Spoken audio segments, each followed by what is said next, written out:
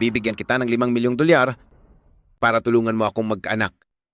Pero ako, Kailangan ko ng isang anak para makuha ko ang aking mana. At dahil kailangan mo rin ng pera, pakinabang ito sa ating dalawa. Hindi ba? paglipas lang ng gabing ito, magkakaroon na ako ng pera na panigtas kay ina. Sige, pumapayag ako.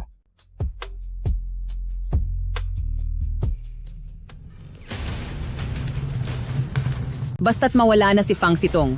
Sa hinaharap, hindi lang ang mga share niya sa Fang Corporation, kundi pati ang lahat ng kayamanan ni Pamilya Fang ay magiging sa atin ng mag-ina. Buksan niyo ang pinto. Bilisan niyo at palabasin niyo ako. Ina, hinding-hindi aakalain ni Fang Sitong na ako ang tunay na anak ni Papa. Hindi ba sabi ni Papa na si Fang Yingying ay anak ng pangalawang asawa niya sa dati nitong asawa? Paano nangyari ito? Ibig sabihin, bago pa sila maghiwalay ni Ina, nagtaksil na siya. Kung hindi dahil sa kanya, si Ina ay hindi magkakasakit ng ganito kalala. Gagawin ko sa kanya at sa bata sa sinapupunan niya ang matinding parusa. Gusto nilang sunugin ako. Hindi pwede. Hindi ako pwedeng mawala ng ganito. Naghihintay pa sa akin si Ina sa ospital. Binibini. Binibini. Saklolo, Binibini. Tulong. Binibini. Sumunod ka agad sa akin.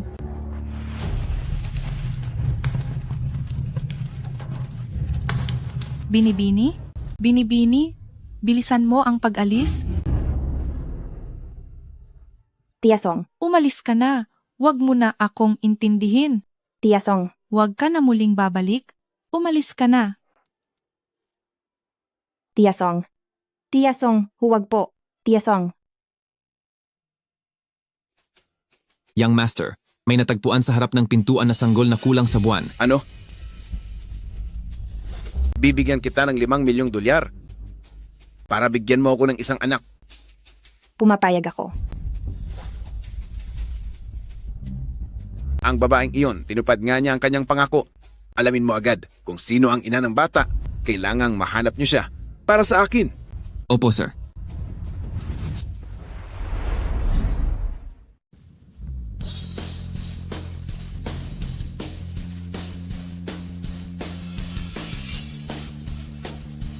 Maligayang pagbabalik, President Fang at Binibini. Sige na, bumalik na kayo sa inyong mga trabaho. Opo. 6 na taon na ang nakalipas. Siguradong hindi inasahan ng mga tao sa pamilya Fang na dahil sa swerte ay hindi ako nawala. President Fang, tungkol sa investigasyong ipinagawa niyo sa pamilya Fang, mayroon ng mga bagong pagbabago. Ipapada si Fang Yingying sa pamilyang Qin para magdala ng swerte. At isa pa, ang pagbili sa mga shares ng Fang Group ay naging maayos at matagumpay. Tungkol naman sa puntod ni Tia Song, mayroong tao taon-taon na naglilinis nito sa tamang oras. Naiintindihan ko. Sa pagkakataong ito, sisiguraduhin kong sila naman ang mapaparusahan. Nga pala, nasaan si Yang Yang? Ang munting amo po ay nasa pangangalaga ng panganay ng pamilyang Qin, na si Qin Yiyao. Ibig sabihin, sa kaniya ipapakasal si Fang Ying. Mula nang isilang ko sina Yang Yang at Yueyo, pagkatapos noon, para tuparin ang pangako, ipinadala ko si Yang Yang sa pamilyang Qin. Ilang taon na ang lumipas. Hindi ko na alam kung ano na ang hitsura ni Yang Yang ngayon. Mama, wag po kayong malungkot. Pumunta po tayo rito para hanapin si Kuya, di ba? Tama, Yueyo. Kailangang mangako ka kay Mama na hindi dapat malaman ng Papa mo na ako ang tunay na ina ng kuya mo dahil kung hindi, kukunin ni Papa kay Mama ang karapatan sa pag-aalaga kay Yang Yang. Opo, naintindihan ko po. Poprotektahan ko po kayo, Mami at ang Kuya. Ang bait talaga ng baby ko. Maghanda na kayo. Pupunta tayo sa pamilya Fang. Opo. Mama, ayaw ko talagang ikasal sa Qin Yiyao na iyon. Isa na siyang paralisado at malapit na siyang mawala. Ayaw kong maging biyuda habang bata pa ako. Yingying, hindi rin gusto ni Mama iyan. Pero noong una, ang impormasyong ibinigay namin ay kay Fang Sitong. Hindi namin alam na siya ang pipiliin ng pamilyang Qin Yingying, makapangyarihan at mayaman ang pamilyang Qin.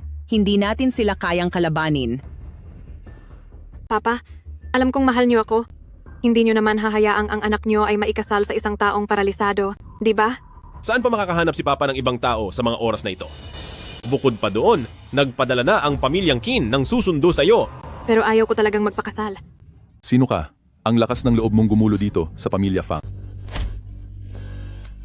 Kung hindi siya magpapakasal, ako ang papalit sa kaniya. Kung hindi siya magpapakasal, Ako ang papalit sa kanya. Sino ka?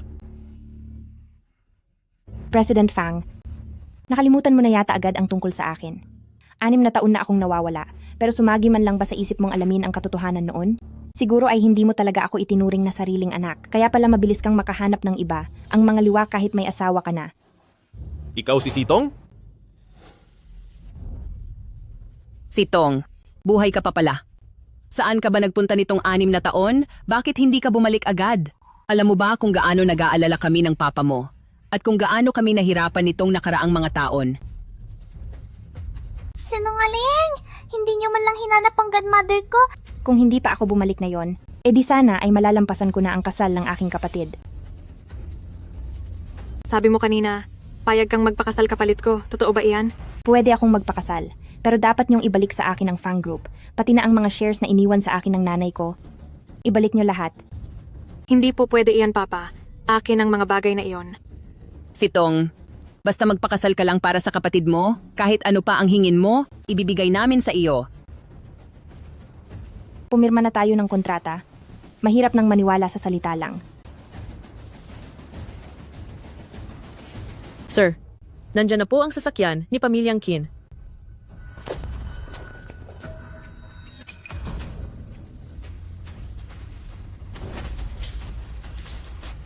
Madam, siya po ang dalagang pinadala ni Pamilya Fang para sa seremonya. Ang babaeng ito, bakit may bitbit pang bata? Lola, godmother ko po siya. Sige na, sige na. Ikakasal ka na nga. Nagdala ka pa ng pampasikip. Tatandaan mo ang sasabihin ko mula ngayon habang narito ka sa Pamilyang Qin, matuto kang yumuko at sumunod. Kahit hindi ako ang tunay na ina ni Yiyaw, sa bahay na ito, ang utos ko ang masusunod. Madam, gising na po ang young master? Anong nangyari? Hindi ko akalain na ang kasal na ito ay magiging mabisa para gumising siya. Dahil gising na siya, masisira na ang mga plano ko. Kailangang makipag-usap ako kay Second Branch para pag-isipan kung paano parurusahan si Qin Yiyaw dahil kung hindi, wala na akong makukuha kahit konting yaman sa bahay na ito. O siya, dalhin na siya sa kwarto ni Yiyaw, wag na nating palampasin ang magandang oras. Opo. Lumabas kayo. Alis. Sabi ko, lumayas kayong lahat. Lumabas ka. Young Master, Alis. kumain ka naman po kahit kaunti. Sabi nang umalis kayo. Sige na, lumabas na kayo. Yueyo, naaalala mo ba ang sinabi ni Mama? Ang dapat mong gawin? Gawin mo muna iyon at pupuntahan kita mamaya. Opo.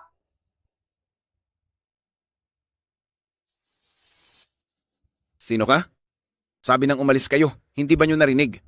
Ako ang pinili ng pamilyang Qin ninyo na dinala rito para magbigay ng swerte at ako rin ang iyong Qin Yiyaw, ang iyong mapapangasawa. Huwag mo akong paglaruan. Sinasabi ko sa'yo, hindi ako pumayag na pakasalan ka. Bumalik ka kung saan ka man nanggaling. Dahil pinili ako ng pamilyang Qin ninyo, gagawin ko ng maayos ang tungkulin ko bilang asawa.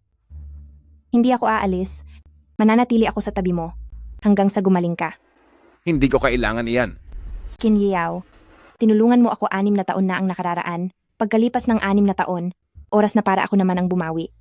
Mukhang, itong si Young Master Qin ay kalalakas lang, punong-puno ng enerhiya. Sa loob ng maikling panahon, hindi ka naman siguro mawawala. Huwag mo akong hawakan. Nagkakamali ka? Nais ko lang na. Tulungang ayusin ang buhok mo. Gaya ka rin ng mga tao sa labas. Hinihintay nyo lang akong mapahiya. Total wala naman na akong silbi ngayon, hindi na ako makagalaw, kaya nasa inyo na ang kontrol sa akin. Kung ganoon, bakit ka pa lumalaban? Wala kang pakialam.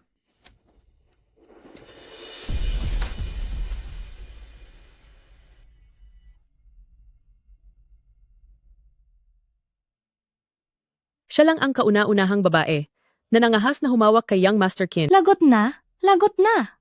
Magagalit na naman si young Master Qin. Bitawan mo ako.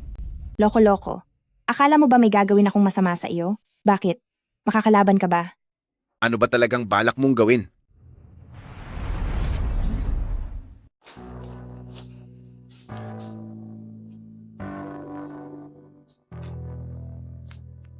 Hindi ka pa makalakad ngayon dahil sa matagal mong pagkakahiga at nanghina ang iyong mga paa at kamay. Basta't makikipagtulungan ka lang at magpapatuloy sa iyong therapy, balang araw, may pagkakataon ka pang makatayo muli. Kapag gumaling ka na, saka ko lang maipagpapatuloy ang pagiging asawa ng isang bilyonaryo. Qin Yao, galingan mo po. Walang hiya. Wala pang babaeng nangahas na bastusin at hawakan ako ng ganyan. Ang babaeng ito ay naghahanap talaga ng gulo. Ipapakisuyo ko po sa katulong na ipagluto kayo ng masarap na pagkain. Ang anumang gusto nating pag-usapan, ay pwede nating gawin ng dahan-dahan sa susunod. Sino ba ang babaeng ito? Paano niya napakalma ang galit ni Young Master Qin?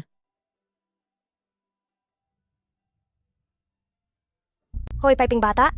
Isa kang bastardo na walang ina. Dapat ka nang lumayas dito sa pamilya Qin. Ito ang napapala mo sa pang-aapi sa akin. Matitikman mo ang galit ko. Huwag mong apihin ang aking kuya. Sino ka? Huwag kang makisawsaw sa usapan namin. Huwag mo nang uulitin na apihin ang kuya ko, mantap. Sa piping katulad niya, paano magiging kuya mo siya? Kuya, kamukhang kamukha kita. Kaya ikaw talaga ang aking kuya. Ako si Yue. Ako ang iyong maliit na kapatid na babae. Sa wakas ay nahanap ka na namin ni Mama. Si Yue ba talaga ang aking maliit na kapatid na babae? Ang aking mommy? Talaga bang bumalik na siya para hanapin ako? Kung susubukan mo uling apihin ang aking kuya, hindi ako magdadalawang isip na tapusin ka. Tumigil kayong lahat. Bakit mo siya inaapi? Hindi kaya. Nakita ko ang lahat. Bakit nagsisinungaling ang bata? Humingi ka ng tawad kay kuya ngayon din. Sabi ko hindi naman eh.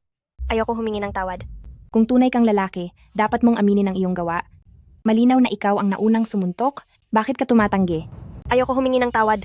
May ebidensya ba kayo? Kapag nagpumilit ka pa sa pagsisinungaling, ipakukuha kita sa mga pulis para parusahan ka. Ang batang sinungaling ay hahaba ang ilong gaya ni Pinocchio. Sige po. Pasensya na po. Ayoko pang kunin ako ng pulis. Ayokong humaba ang ilong ko. At isa pa, huwag ko nang maririnig muli na tatawagin mo siyang piping bata o anak sa labas. Kung hindi, makikita mo ang hinahanap mo. Ikaw, humanda kayo. Isusumbong ko kayo sa mama ko. Ikaw si Yang Yang, tama ba? Mama, sigurado akong siya si kuya. Hindi ba? Lagi ka bang inaapi ng ibang bata at tinatawag na ulila? Hindi iyon ang ibig kong sabihin. Ang gusto ko lang sabihin, hindi ka masamang bata. Ako ang nanay ni Yang Yang. Simula ngayon, laging poprotektahan ka ni Mama. Poprotektahan din ni Yeyo si kuya? Yang Yang, pasensya na kay Mama. Dahil ngayon lang ako nakarating. Kuya, miss na miss ka na ni Mama araw-araw? Pumunta kami rito para lang hanapin ka. Napakainit ng yakap ni Mama. Magkakaroon na rin ba ng pamilya si Yang Yang? Yang Yang, anak ko. Miss Fang, nagloloko na naman ang young master sa kanyang kwarto. Puntahan mo po siya agad. Naintindihan ko. Pabalik na ako.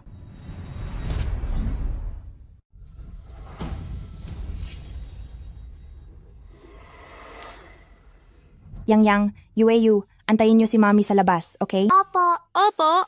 Sige na. Tapos ka na bang magwala? Kung hindi pa, pakuukuha ko pa ang mga katulong ng mas marami para sa'yo.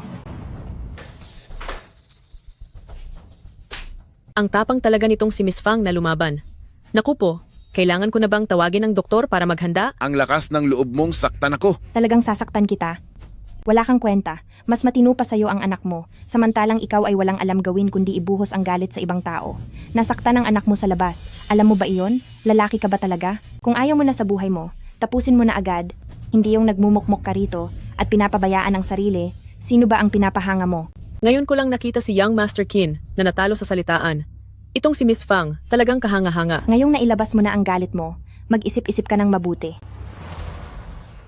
Miss Fang, ang Madam Shiyun ng second branch, kasama ang asawa niya, nagwawala at gustong makipagkita sa inyo po. Tamang-tama ang dating nila. Ang lahat ng atraso nila, pagbabayarin ko sila ngayon. Yueyu, kailangang umalis ni Mami ngayon para ipaghiganti si Yang Yang. Doon sa loob mayroong isang Tyrannosaurus Rex. Bantayan mo muna siya para kay Mami, okay? Opo. Napakabait talaga ni Yueyu.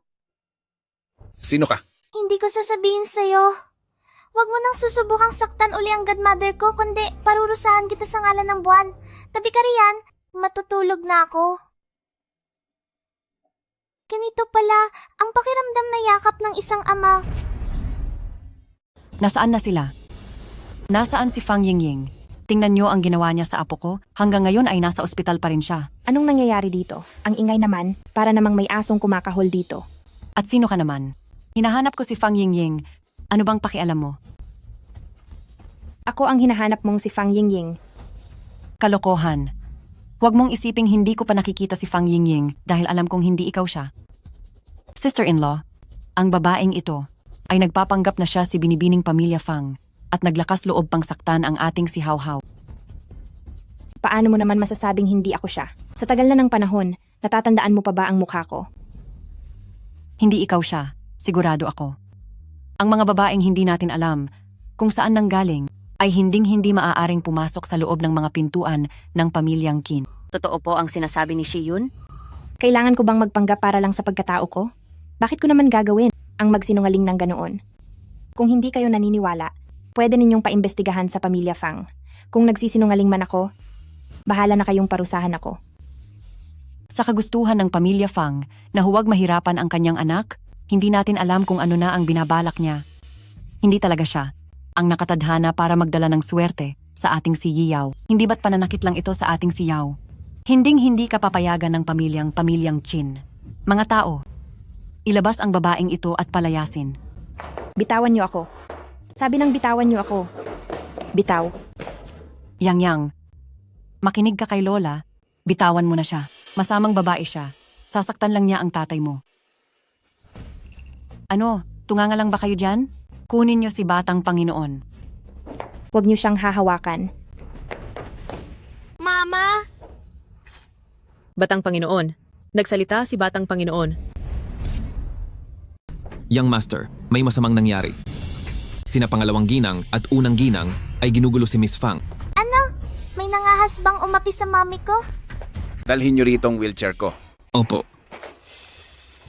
Kung ano man ang pakay niyo, ako ang harapin niyo. Huwag niyong pakialaman si Yang Yang. Hindi namin alam kung paanong ang isang masamang babaeng gaya mo ay napaikot ng husto si Yang Yang. Unang ginang, huwag kang makinig sa mga sabi-sabi niya lang. Kung hindi ka naniniwala, pwede kang pumunta sa pamilya Fang para mag-imbestiga para malaman mo ang katotohanan. Hindi natin alam kung ano na namang panlilin lang ang ginagawa sa pamilya Fang. Kahit patauhan ka ng pamilya Fang, wala kang karapatang saktan ang bata namin. Ang aming bata, lumaki siyang hindi man lang nasasaktan kahit konti, tapos ikaw nakakadating lang na estranghero. Anong lakas ng loob mong saktan siya? Bakit? Ibig bang sabihin ay hahayaan lang ang bata mo na manakit? Ganoon ba? Kahit na hindi makapagsalita si Yang Yang, hindi ibig sabihin ay hahayaan na lang siyang api-apihin. Bata pa lang ay magkasama na silang lumaki at normal lang na magkaroon ng kaunting pikunan o harutan. Huwag kang gumagawa ng gulo o magkalat ng maling kwento rito. Saka, ang hawhaw namin ay napakabait na bata. Paano niya magagawang apihin si Yang Yang? Mayroon akong ebidensya, may video ako. Ang masamang batang ito ang talagang umaapi kay Yang Yang. Hoy, Pipi, isa kang hamak na walang ina. Dapat ay umalis ka na sa pamilyang Qin. Kalokohan ito? Ito. Siguradong peke ang video na ito. Paano masasabi ng isang bata ang mga bagay na iyon? At ikaw naman, ikaw na batang ligaw. Saan ka ba nanggaling? Sabi mo ay hindi kayang magsalita ng ganyan ang isang bata. Pero sa nakikita ko, ang apo mo at ang paraan mo ng pang-aapi ay magkatulad na magkatulad. Ikaw. Walang hiya kang bata ka. Wala kang karapatang magsalita ng ganyan dito. Ano sa tingin mo ang pamilyang Qin ampunan? Na kahit sino na lang ay pwedeng pumasok. Mga tauhan, parusahan ang mag-inang ito at itapon sila sa kalsada. Titingnan ko nga kung sino ang balak mong parusahan. Yiyao, gising ka na? Bakit hindi ka na lang magpahinga? At bakit ka lumabas? Ina, siya ang itinakda ng master para magdala ng swerte sa akin. At dahil kasal na siya sa pamilyang Qin ngayon, totoong nagising na nga ako, kaya hindi na kailangang maging ganitong kabagsik, di ba? Yao, may punto ang sinasabi mo. Pero Yiyao, sa katunayan, hindi natin alam ang pinagmulan niya. Ang pabayaang pumasok siya sa pamilyang Qin ay tila hindi tama. Ang kapalaran na kinonsulta kay pamilya Fang ay para sa akin, at ako si Fang Sitong. Hindi ba si Fang Sitong ay nawala na sa sunog? Pangalawang tiya. Usapin ito ng pamilya ko. At hindi kailangan ang pakikialam mo. Dahil si Fang Sitong naman ay nakasal na sa pamilyang Qin, wala nang dahilan para kansilahin ang kasalang ito. Yiyao, ginamit niya ang pangalan ni Fang Yingying para makapasok sa pamilyang Qin, tiyak na may masama siyang balak. Iniisip ko lang naman ang kapakanan ng ating pamilyang Chin. Pangalawang tiya, nakalimutan mo na ba na ako ang may hawak ng kapangyarihan sa pamilyang Qin? Ako ay natatakot lang naman na mapunta ang pamilyang Qin sa ibang tao. Pag-isipan mo muna ng mabuti ang kasalukuyan mong sitwasyon sa paglapastangan sa tagapagmana ng pamilyang Qin. Butler, ayon sa batas ng pamilya, paano ito dapat parusahan? Ayon po sa batas ng pamilya, dapat siyang paluin ng 10 beses. Simulan na ang pagpaparusa. Ako, nasabi ko lang naman yun. Ganoon ba? Nasabi lang? Hindi ba't sinadya mong utusan ng apo mo na sabihin ng mga ito kay Yang Yang? Ang anak ko na si Qin Yao ay kailanman ay hindi dapat hayaang api-apihin ng ganito kahit pasabing bata pa at walang malay. Bilang isang kapamilya, hindi ba dapat alam mo yan? O talagang sinadya mong sulsulan? Hindi. Wala po akong ginagawang ganoon. Butler, ipataw ang batas ng pamilya. Hayaan mong si pangalawang tiya ay matutong rumispeto sa pamilyang ito at malaman kung sino ang pwede niyang galawin at sino ang hindi niya pwedeng banggain. Opo. Sister-in-law, bilisan mo. Tulungan mo akong magmakaawa. Shion, ang ngayong beses na ito, talagang sumobra ka na? Bakit mo tinuturuan ng bata na magsabi ng ganyang mga salita? Ako, hindi totoo. Wala akong ginawa. Pangalawang tiya, mula ngayon, dapat marunong ka nang tumingin sa tao. Parusahan na siya. Opo, young master.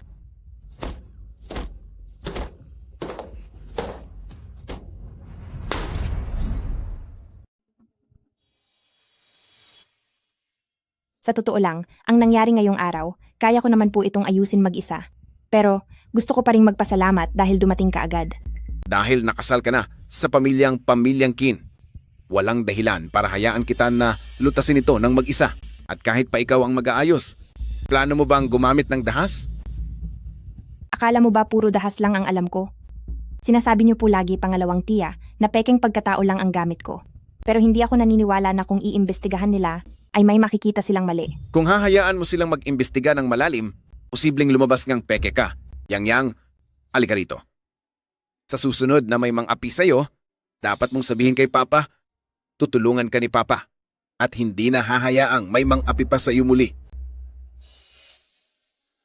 Nakapagtataka, si Yang ay hindi lumalapit sa ibang tao. Yang, bakit hindi ka nagsasalita? Mula pagkabata, si Yang ay may malalang kondisyon ng autism. Patuloy siyang sumasailalim sa gamutan, pero wala pa rin gaanong pagbabago. Yang, mula ngayon ay laging sasama ang mama sa iyo. Poprotektahan ka rin ni Yoyo, totoo iyan. Mama? Dahil kasal na tayo, hindi ba't ako na ang tumatayong mama ni Yang? Kung ganoon, ipinapaubaya ko na po ang pag-aalaga sa kanila sa iyo. Gagawin ko po.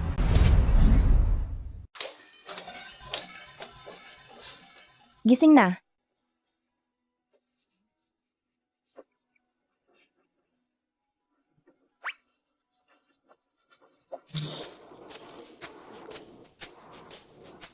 Kahit kailan ay hindi hinahayaan ni Young Master na hawakan siya ng iba. Totoo iyan.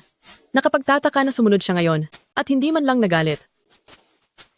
Bakit ka tumatawa? Ganoon pala kahirap kang pagsilbihan. Paano naman ako naging mahirap pagsilbihan? Bakit parang hindi man lang ako nayayamot sa paglapit niya? Bukod sa kanya na nakilala ko 6 na taon na ang nakararaan. Si Fang Sitong ang pangalawa. Sino ba ang pinag-uusapan nila?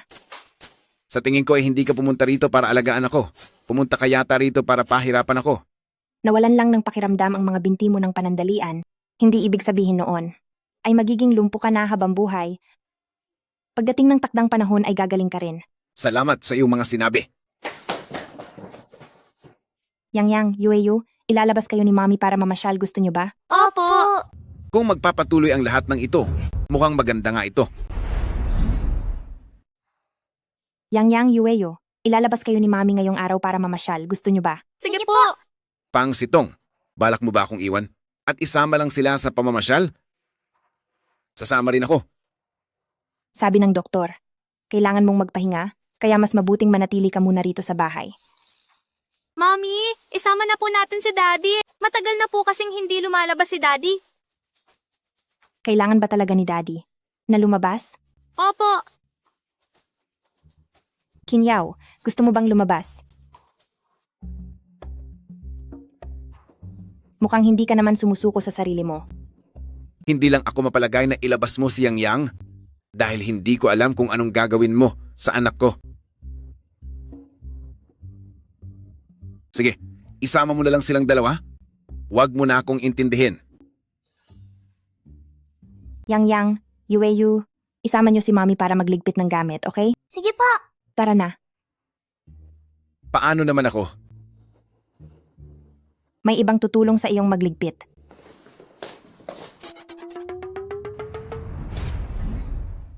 Mama, saan po tayo pupunta? Sikreto muna. Malalaman mo rin kapag nakarating na tayo. Maupo ka ng maayos ngayon, ahalis na tayo.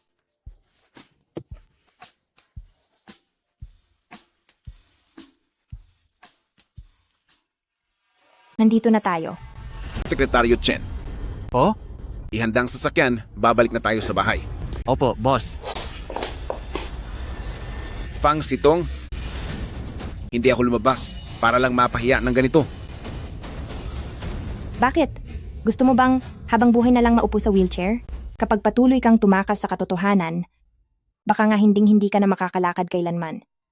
Nagaw mo nang gumawa ng hakbang para lumabas ng bahay. Bakit hindi mo pa subukang ituloy ito? Papa, subukan na po natin. Tama po siya. Tyrannosaurus Rex? Ang isang Tyrannosaurus Rex na nakatayo ang pinakamagaling sa lahat. Kasi nandito ka na rin lang sa labas.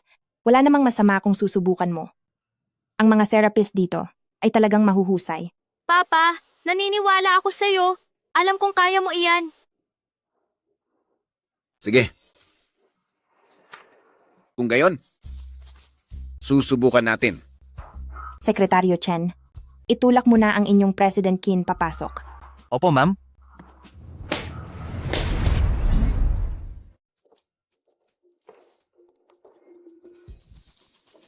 Sekretaryo Chen, ako na ang sasama sa kanya. Isama mo na sina Yui at Yang Yang sa labas para maglaro. Opo, ma'am.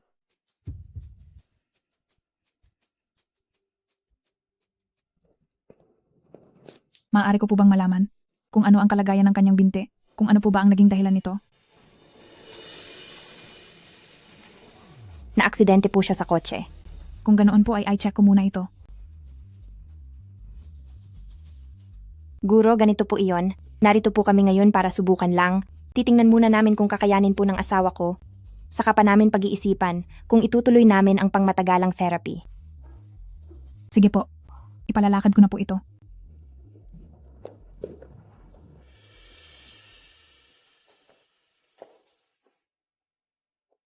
Subukan mo muna ito. Tingnan mo kung makakatayo ka na.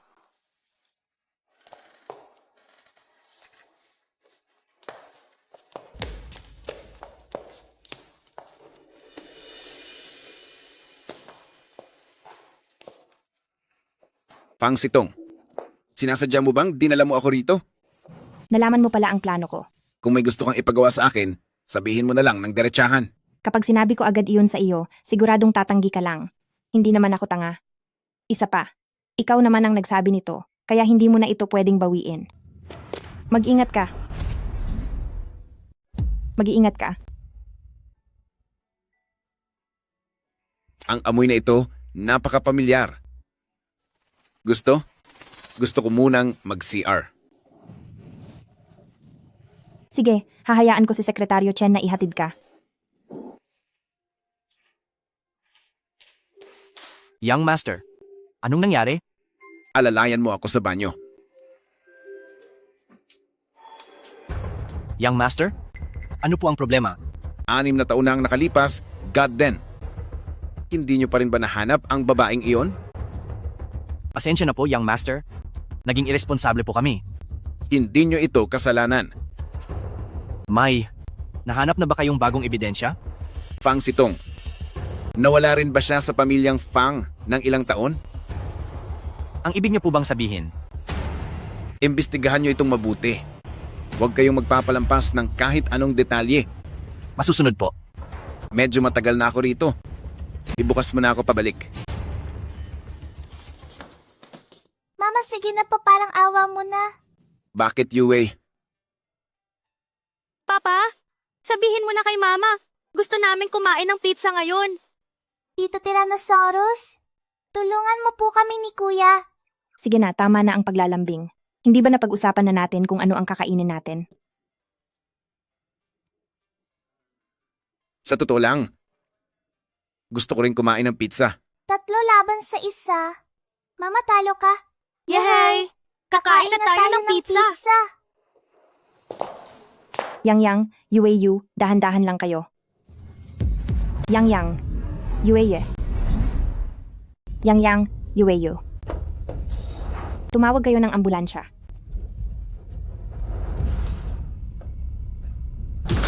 Doktor, kamusta po sina Yang at Yueyu? Naisagawa ang operasyon sa tamang oras. Medyo marami lang ang nawalang dugo, kaya kailangan nila ng matinding pahinga. Nilipat na sila sa special care unit. Sige po, pupunta muna ako doon para makita sila. President Qin, habang sinusuri ang kondisyon ni Yueyu, nadiskubre ko na ang katawan ni Yueyu ay tugma sa gene ni Yang. Magkapatid silang dalawa.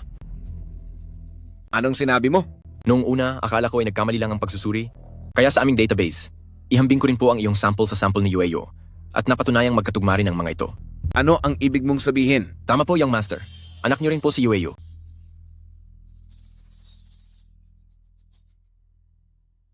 Tyrannosaurus Rex, bakit po kayo nandito? Kababalik lang po ni Mama sa bahay dahil sa payo ko. Yue, mabuti na ba ang pakiramdam mo? Tyrannosaurus Rex, pinapatulog mo ba ako? Pasensya ka na, Yueyo. Ngayon lang dumating si Papa.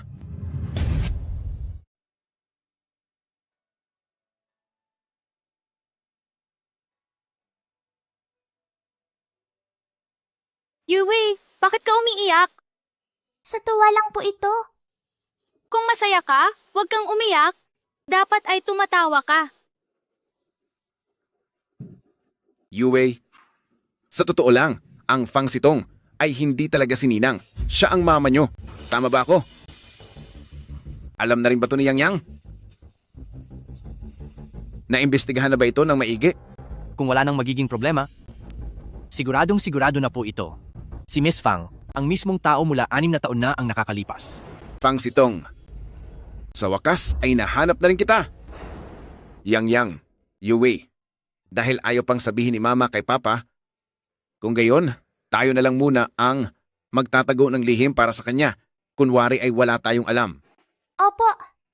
Yue, mula ngayon, kahit anong itawag mo sa iyong Papa ay pwede. Kahit tawaging Papa, pwede po ba? Siyempre naman, Papa, iuuwi na kayo ni Papa sa bahay. Yueyu, Yang Yang. Nasaan sina Yueyu at Yang Yang? Isinama mo ba sila pabalik dito? Hindi ako makatulog, kaya pumunta ako sa ospital para makita ang 2 bata. Sabi ng doktor, kung may therapist naman dito sa bahay, pareho lang din ang magiging resulta. Saka naninibago rin si Yang Yang sa ibang kama. Ayos lang ba ang lahat? May isa lang bagay na pinag-iisipan ko ng mabuti.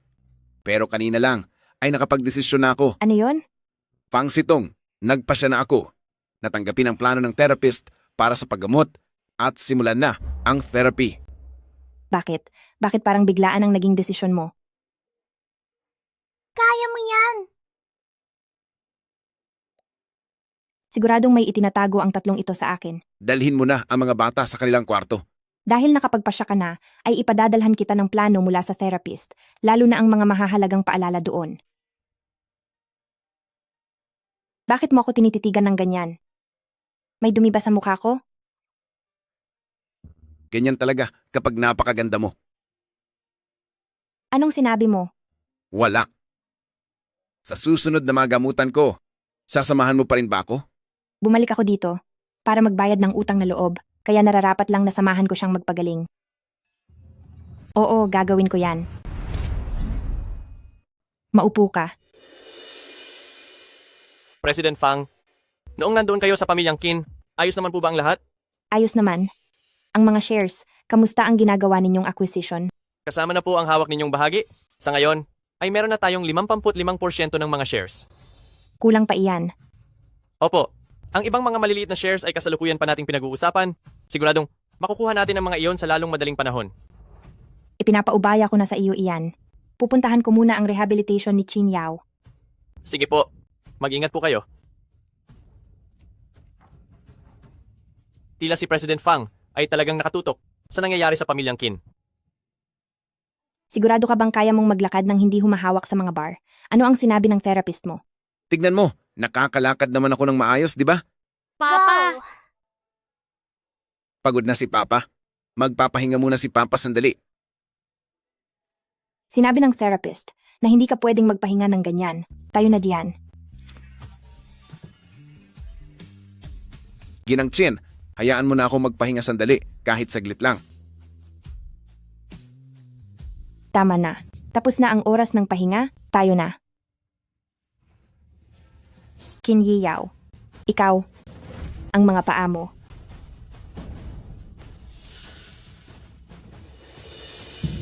Nakakapaglakad ka na ba ng normal? Sitong, sa wakas ay makakapaglakad na ako ng maayos. Maayos na ang pakiramdam ni Papa! Ito ang iyong pangalawang rehab program.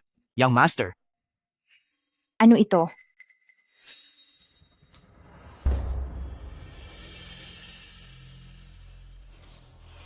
Huwag mong pulutin. Tignan mo na lang ang plano mo. Ano ba ang bagay na iyon? Basura iyan. Kaya dapat lang na itapon iyan sa basurahan. Sekretaryo Chen, bago mo matanggap ang isang bagay, hindi mo ba muna ito tinitignan ng maigi? Bakit ka nagmamadaling kunin ito pabalik? opo. Kasalanan ko po na hindi ako naging maingat.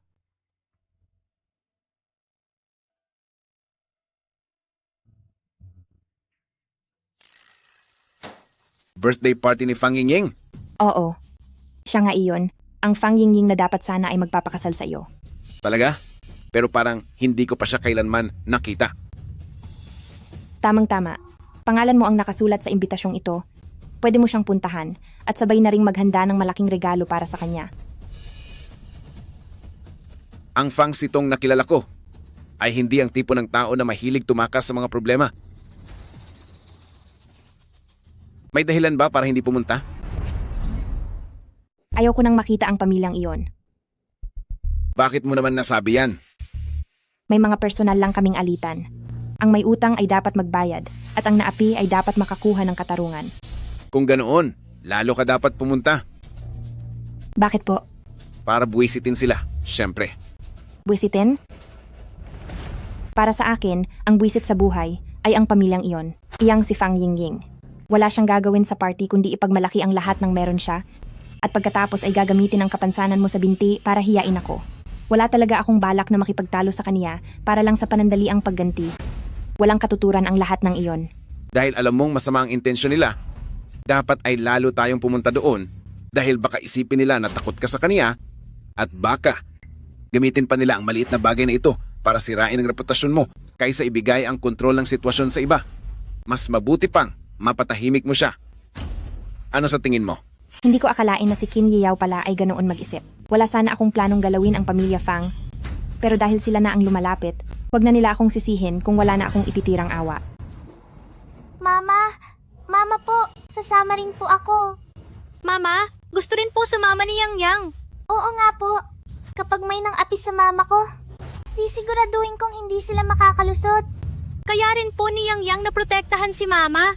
Mama, tara na po. Sige, sama-sama tayong pupunta, kasama pati si Papa. Hello, Sekretarya Yang. President Fang po. Gabi na po. Bakit hindi pa po kayo nagpapahinga? Tulungan mo akong makipag-ugnayan sa kumpanya ng mamahaling damit. Sabihin mo sa kanila na ang mga bago at hindi pa nailalabas na gowns ay ipadala sa pamilyang Qin. Opo. Siya nga pala, tungkol sa nangyari sa pamilya Fang. Kumusta na ang investigasyon? Nitong mga nakaraang araw, patuloy po ang mga tao natin sa pagmamanman kay Fang Tian at nakakuha sila ng maraming litrato niya kasama ang ibang mga babae. Dagdag pa rito, noong sinuhulan natin ang dalawa sa kanila, masasabing halos tapos na ang lahat. Magaling. Paano naman ang kay Shenchen? Tungkol naman po kay Shen Qin, lagi po siyang may lihim na komunikasyon sa doktor na iyon. Napakaingat po nila.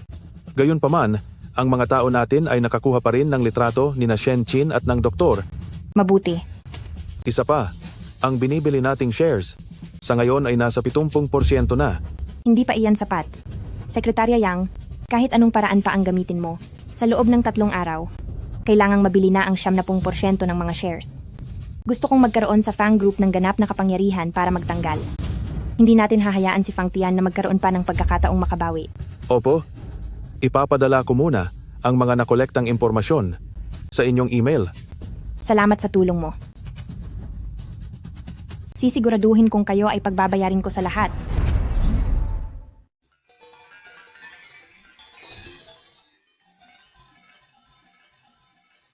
Napakaganda naman ni Mama. Si Yue Yue ang munting prinsesa ko, at si Yang Yang naman ang munting prinsipe ko. Sige po. Opo. Ang ayos mo ngayong araw, mukhang maganda rin ang kinalabasan. Ginagawa ko lang naman ito para bagayan ang kagandahan ng reyna ko. Si Papa ang hari at si Mamang Reyna. Yang Yang, Yue Yue, magpalit na kayo ng damit, aalis na tayo. Sige po.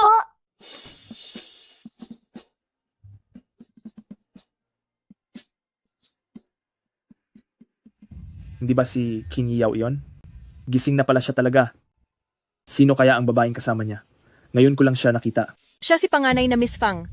Ang sabi-sabi, itinadhana raw sila nitong si pamilyang Qin dahil tugma raw ang kapalaran niya kay Qin Yao at perpekto sila para sa isa't isa.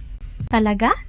Siyempre naman, hindi mo ba nakikita si Qin Yao na maayos na nakatayo rito? Nabalitaan ko na mula nang magpakasal siya rito, ay biglang nagising si Qin Yao. Mukhang nabigla ang lahat nang makita kang gising na. Hindi ba si Ginang Kinaman ang may malaking kinalaman dito?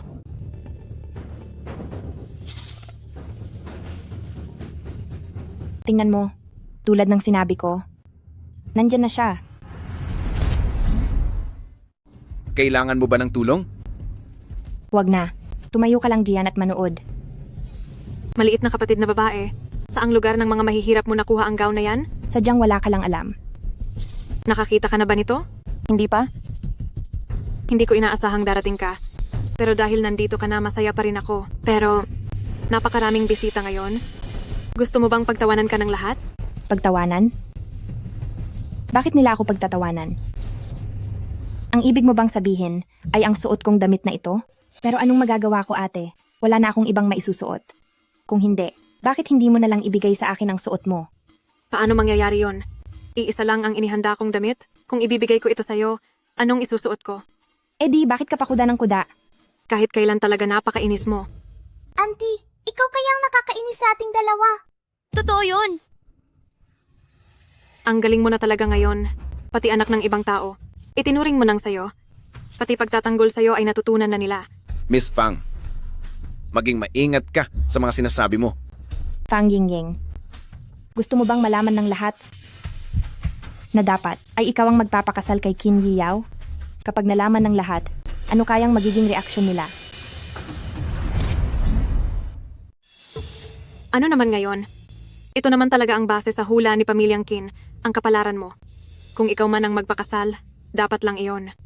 Iyan lang pala ang kaya mo.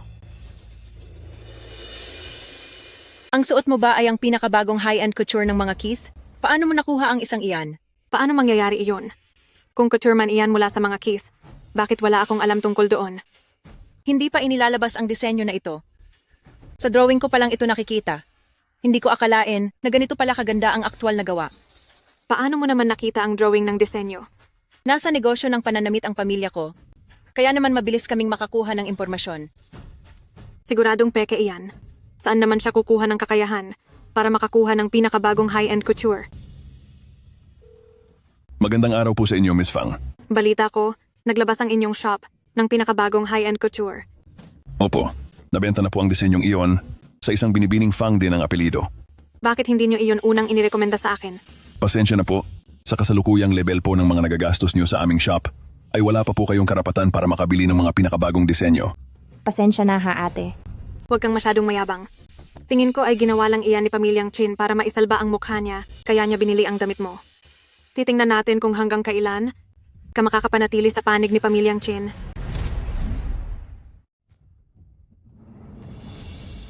Matagal mo na bang alam? Napupunta sila rito para manggulo? Oo naman, sinabi ko na sa iyo. Palagi siyang nakikipagkumpetensya sa akin at naghahanap ng ikapapahamak ko. Kaya pala, hinarangan mo na agad ang lahat ng paraan niya. Base sa ugali niya at dahil kaarawan niya ngayon, tiyak na maghahanap siya ng pinakapaborito niyang gown. Tumawag lang ako sa botika ng mga damit para magtanong. Napakadali lang. Nga pala, ngayon pa lang magsisimula ang totoong palabas. Mama, gusto ko po sanang mag-CR. Mama, gusto ko rin po mag-CR. Sasamahan ko na kayo. Huwag na po, kaya na po namin mag-isa. Sige, maghihintay kami. Ani papa niyo rito. Sige na, pumunta na kayo. Yung babae kanina, noong pauwi kami ni Mama, tinukso niya ako na wala raw akong tatay. Buti na lang mabilis ako. Sinabi ko na ninang ko lang siya. Napakasama talaga niya. Lagi niyang inaapi si Mama. Hindi natin dapat hayaang magmalaki siya ng ganyan. Kailangan natin siyang turuan ng leksyon. Oo. Basta hindi lang siya makasali, sapat na iyon. Yuweyu, napakatalino mo talaga. Lagi niyang binabanggit ang bestida ng kanyang nanay. Kaya sirain natin ang bestidang iyon. Siguradong hindi na siya makakasali. Sige, tara.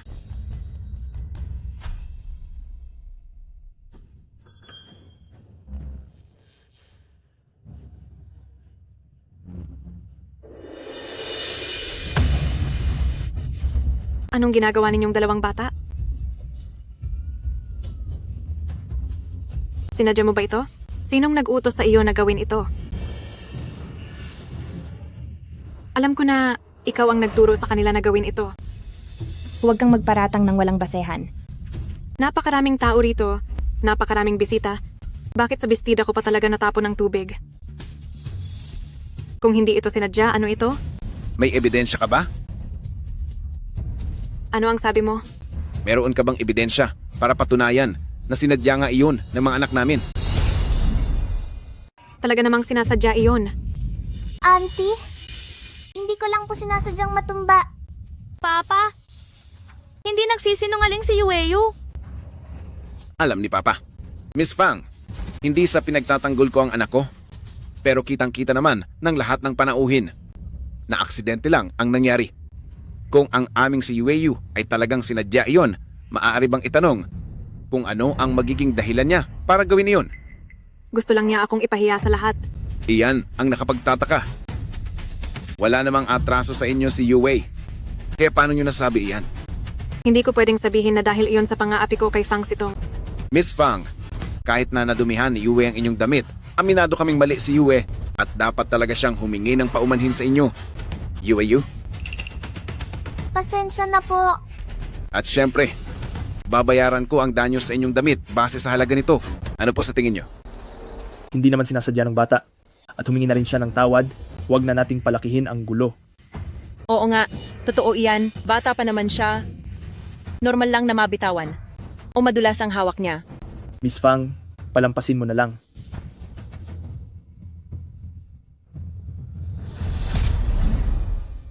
Isasama ko muna sila para makapag-ayos. Tara na.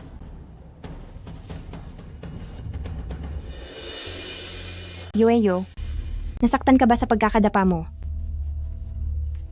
Yueyu, alam ni Mama na hindi mo sinasadya. Maaari mo bang sabihin kay Mama ang buong kwento sa nangyari? Aksidente lang ba iyon? Mama, wag mo pong sisihin si Yuweyu. Ideya po namin ni Yue ang ginawa namin. Ang totoo, plano po namin na ipahiya ang taong iyon. Pero si Yue ay talaga namang aksidenteng nadapa. Hindi po talaga iyon sinasadya. Yue, salamat sa pagtatanggol kay Mama. Alam kong gusto mong ipaghiganti si Mama. Pero problema ito kaming mga matatanda. Hayaan kami na lang ang mag-ayos nito. Naiintindihan mo ba? Sa susunod, mag-ingat ka sa paglalakad. Huwag ka nang madadapa uli. Kumusta na kayo? Masakit pa ba? Hindi na po masakit para kay Yueyu.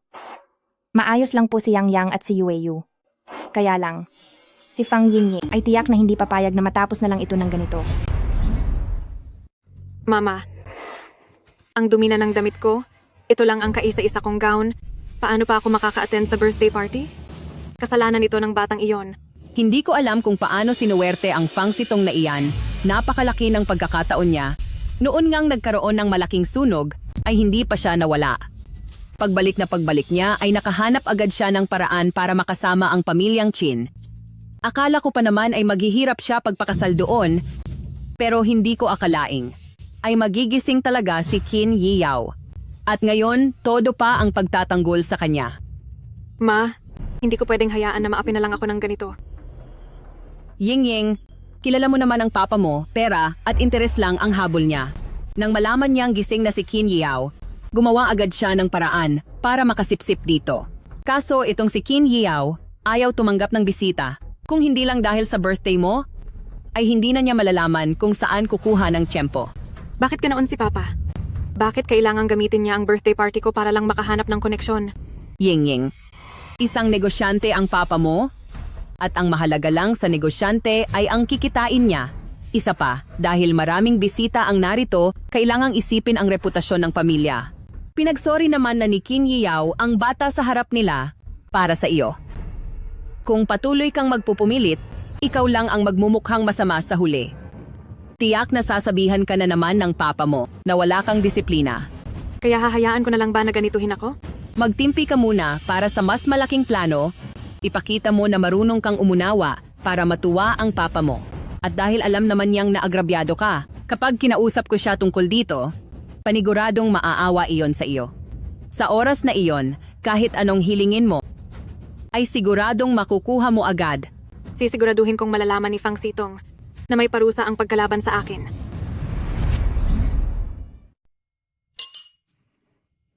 Maraming salamat po sa lahat ng mga kaibigan at kamag-anak na dumating. Ngayong araw po ay ang kaarawan ng panganay na anak ng pamilya Fang na si Fang Yingying.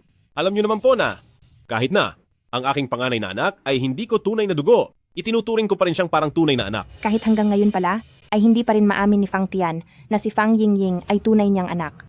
At ngayon, inaanyayahan ko ang bida ng ating birthday part na umakyat sa entablado. Papaakyatin ka ng papa mo. Bilis!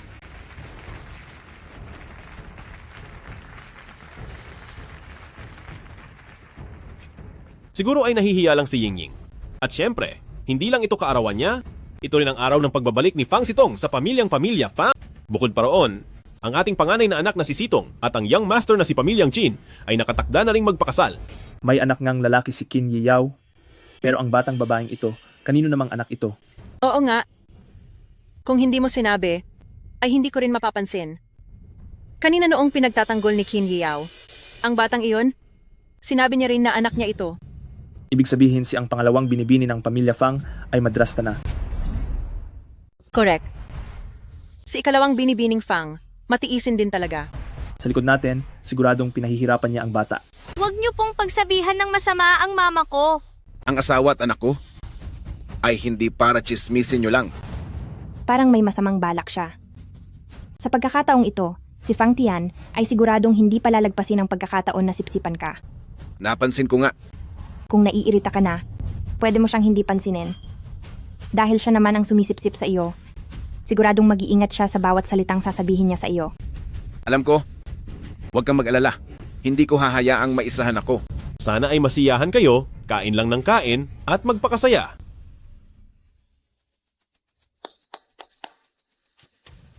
Nandito na siya.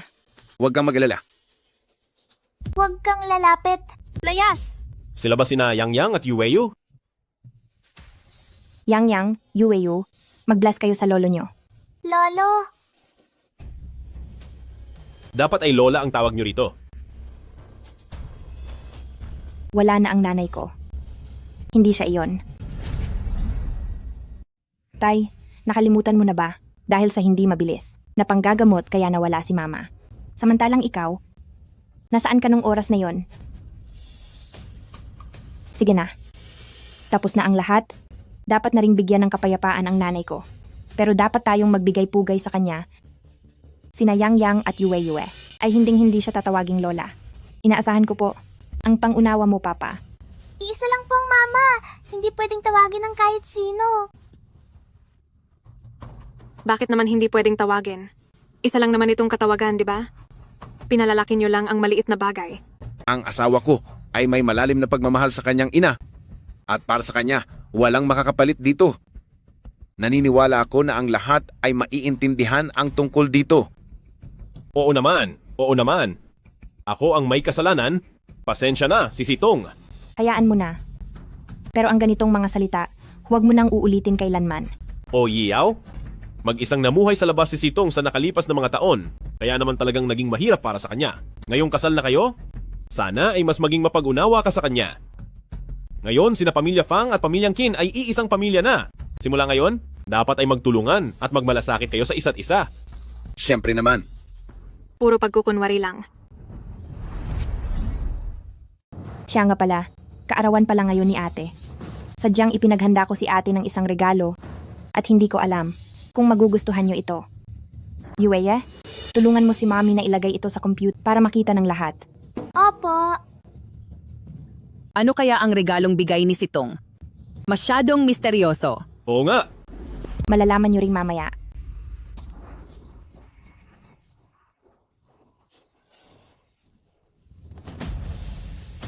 Hindi ba si Ginang Fang ito? Sino kaya ang lalaking iyan sa tabi niya? Siguro ay dating asawa niya iyan. Hindi ba't sinabi ni Fang Tian na hindi niya tunay na anak si Fang Yingying? Mahal. Diyos ko? Ganito palang klaseng tao si Fang Tian. Totoo iyon, noong araw, ang nanay ni Fang Sitong tila nagkasakit dahil sa sobrang sama ng loob sa pangangaliwa ni Fang Tian. Anong nangyayari rito? Ano ito? Sinong nagpalabas niyan? Patayin niyo iyan ngayon din. Mama, nagawa ba to ni Yue ng maayos? Oo naman. Napakahusay ng ginawa ni Yue, napakagaling niya. Matagal mo na ba alam ang mga bagay na ito? Hindi. Noon ay nagdududa lang ako. Ngunit kailan ko lang ito napatunayan. Kung sila naman ang gumawa nito, bakit ayaw nilang aminin? Mukhang pinaghandaan mo to ah. Dahil nagawa nila akong imbitahan, alam nilang hindi ako basta-basta. Hinding-hindi ko hahayaan at ipapaalam ko sa buong mundo ang tunay nilang pagkatao. Kanino ba talagang anak si Fang Yingying? Ilang babae pa ba ang nakakarelasyon mo nang hindi ko nalalaman? Ano sa tingin mo? Hindi ba mas masaya ang palabas na ito kaysa mapahiya lang si Fang Yingying? Nakakaaliw, di ba? Tunay ngang nakakaaliw. Siya iyon. Bumalik siya para lang. Sirain tayo. Ikaw na lapastangang anak ka. Mag-ingat ka sa mga sinasabi mo. Kontento na ba kayo sa regalong ibinigay ko sa inyo? Huwag kayong magmadali. Meron pa.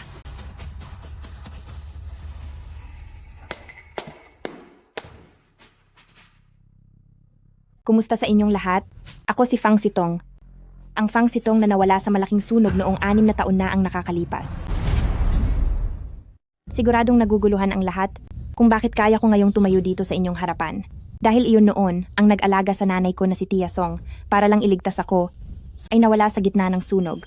At para naman ngayon, kung bakit ko ibibigay sa kanila ang regalong ito. Dahil iyon gusto kong ibunyag sa lahat ang tunay nilang kulay. Naging Fang Group ang pamilya Fang. Dahil niloko ni Fang Tian ang nanay ko, nilipat ang lahat ng ari-arian niya sa sarili niyang pangalan at inagaw ang kumpanya ng lolo ko. Ang babaeng ito, si Shen Qin, dati siyang caregiver ng nanay ko. Noong may sakit pa ang nanay ko, nagsabuatan sila ni Fang Tian at nagtaksil at ipinanganak nila si Fang Yingying. Dahil din sa babaeng ito kaya hiniwalayan ni Fang Tian, ang nanay ko, na naging dahilan kung bakit lumala ang kanyang sakit. At isa pa, ang lalaking nakita niyo kanina. Sa marriage certificate ni Shen Qin, siya ay ang doktor ng nanay ko at naniwala sa mga udyok ni Shen Qin. Kaya niya sinadyang lakasan ang dosis ng gamot ng nanay ko hanggang sa huli ay tuluyan na siyang nawala. Hindi ko akalain na sina Fang Tian at Shen Qin ay magagawa ang ganito kasamang gawain. Buhay ng tao iyan. Ngunit ganoon na lang. Nilang hinayaan na mawala. Napakasamang mga tao. Hindi totoo iyan. Huwag kayong maniniwala sa mga sinasabi ni Fang Sitong. Wala kang modong bata ka. Fang Sitong, paano mo nagagawang paratangan ako ng ganyan? Inosente ako. Inosente? Ang mga ebidensya ay nandito na lahat. Kung talagang sa tingin nyo ay wala kayong kasalanan, bakit hindi nyo ipaliwanag iyan sa loob? Sino ang nagbigay sa iyo ng lakas ng loob para gawin ito? Pinakain ka ng pamilyang Fang ng maraming taon, pero nagagawa mong sa harap ng maraming tao na itrato ang mga magulang mo ng ganito.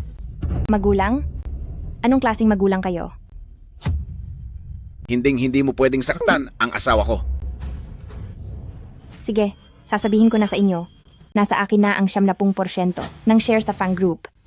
Dahil ako na ngayon ang pinakamalaking shareholder ng Fang Group. At para sa mga natitira, hindi ko na kailangang magsalita pa, di ba? Ikaw. Huwag kayong mag-alala. Sisiguraduhin kong sa tama at legal na paraan ko. Mababawi ang lahat ng pag-aari ko. Para sa meeting ng mga shareholder bukas, sisiguraduhin kong darating ako sa tamang oras. Tara na. Sandali. Fang Sitong, bakit hindi ka na lang nawala noon pang 6 na taon ang nakalipas? Bakit ka pa bumalik? Ang lakas din ng loob mong magsalita.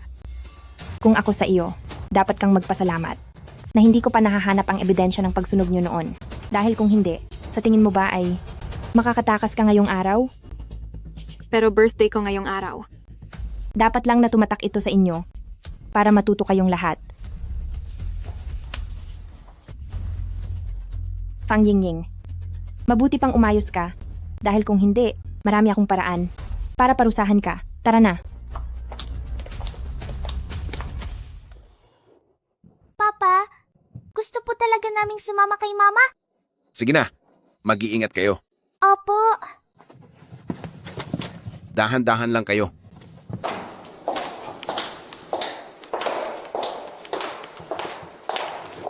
Nandito na ba ang lahat?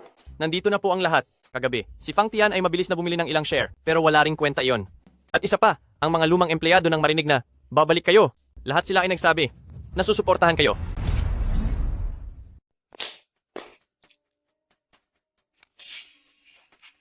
Matagal na kayong mga empleyado ng Fang Group, kaya hindi na ako magpapaligoy-ligoy pa.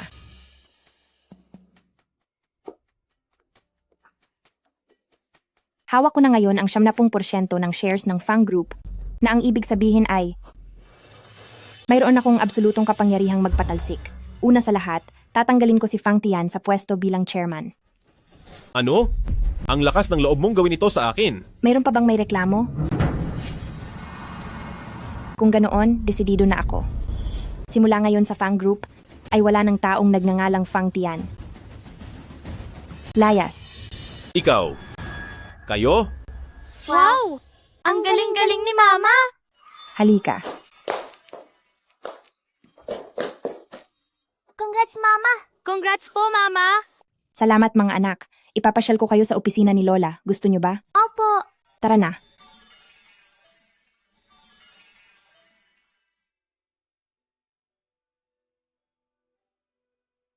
Nay, sa wakas, ay nabawi ko na ang lahat ng nararapat para sa atin.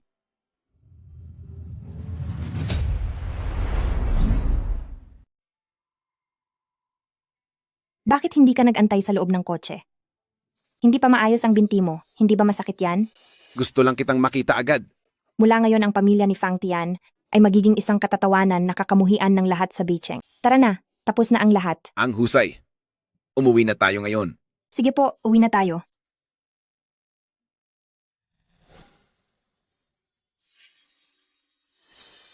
Anong iniisip mo? Iniisip ko, na hindi mo ba naisip na imbestigahan ang dahilan ng aksidente mo sa kotse? Nag-utos na ako sa mga tauhan ko. Pero dahil kalahating taon na ang nakalipas, mangangailangan pa ito ng oras para maimbestigahan. Siguradong may daya rito. Tama ka? Sa labas, mukhang kalmado ang pamilyang Chin. Pero ang totoo ay puno ito ng gulo sa loob. At sigurado akong hindi lang ang pamilya ng ikalawang sangay ang nagnanais na makuha ang mga ari-arian. Paano mo ito balak imbestigahan? Uumpisahan natin sa kotse kahit na maraming ebidensya ang naitago na. Kung gusto nating imbestigahan, siguradong may mahahanap tayo. Baka kasi hindi tama ang paraang ginagamit niyo.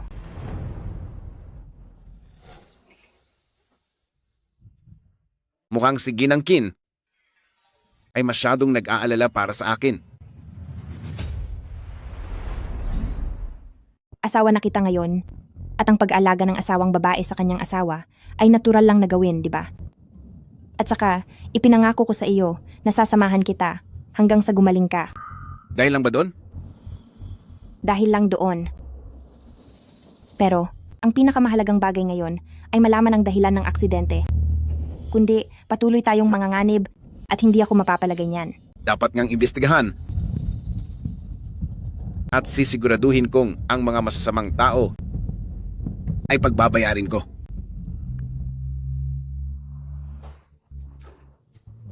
Lola, Yue, Yang, saan po kayo nanggaling? sinamahan ko po si Mama na talunin ng mga masasamang tao. Sitong, hindi pa lubusang gumagaling si Yaw? Bilang asawa niya, dapat ay lagi mo siyang inaalagaan? Bakit mo pa siya inilalabas? Nang kung saan-saan? So yun po ito ni physiotherapist na dapat kaming mamasyal sa labas para makalanghap ng sariwang hangin. Sige kung ganoon, kung wala nang kailangan, aakyat muna ako sa taas. Sige po. Good night po, Lola. Good night po, Lola. Sige na, pwede na kayong maglaro.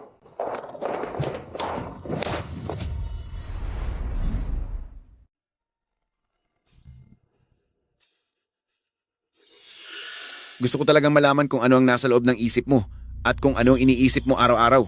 Bakit parati kang lutang? Iniisip ko lang ang relasyon mo kay Jengning. Jiao, Kahit na siya ang madrasta ko, mabuti naman siya sa akin, kaya tingin ko ay wala siyang kinalaman sa aksidente. pwede kayang mula ito sa pangalawang pamilya. Pagkatapos ng nangyari sa pagpapalit ng gamot, pinapunta ko sa Sekretaryo Chen para mag-imbestiga at hindi rin siya ang may gawa. Mayroon pa kaya tayong nakalimutang tao? Kailangan nating isa-isahin ang lahat. Hayaan mo na. Hindi natin ito dapat madaliin. Tutulungan muna kitang magpahinga. Dahan-dahan lang.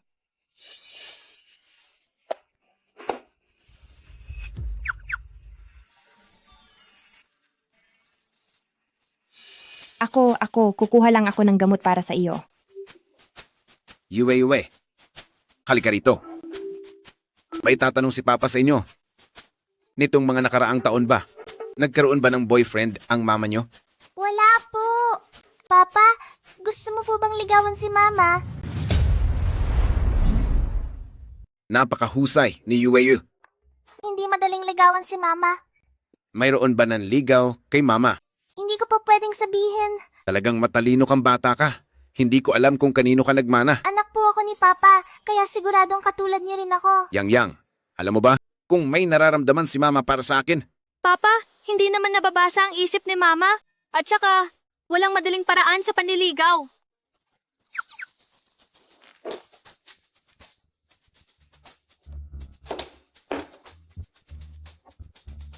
Anong pinag-uusapan nyo?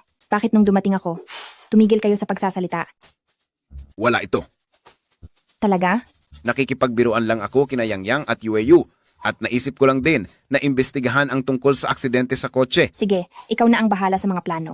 Dadalhin ko muna sina Yang at Yue para maglinis. Good night po, Papa. Good night po, Papa. Good night. Mama, may sasabihin akong sikreto.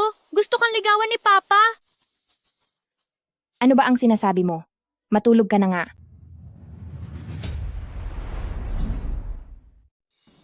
Young Master, ito ang kinuha naming record ng pagkukumpuni mula sa talyer.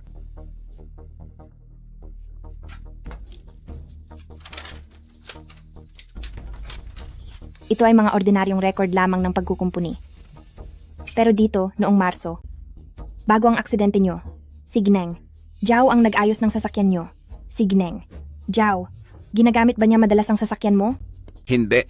Noong araw na iyon ay dahil nagmamadali si mama na pumunta sa puntod ni Papa, pero ang kanyang sasakyan ay tumirik kaya hiniram muna niya ang sa akin.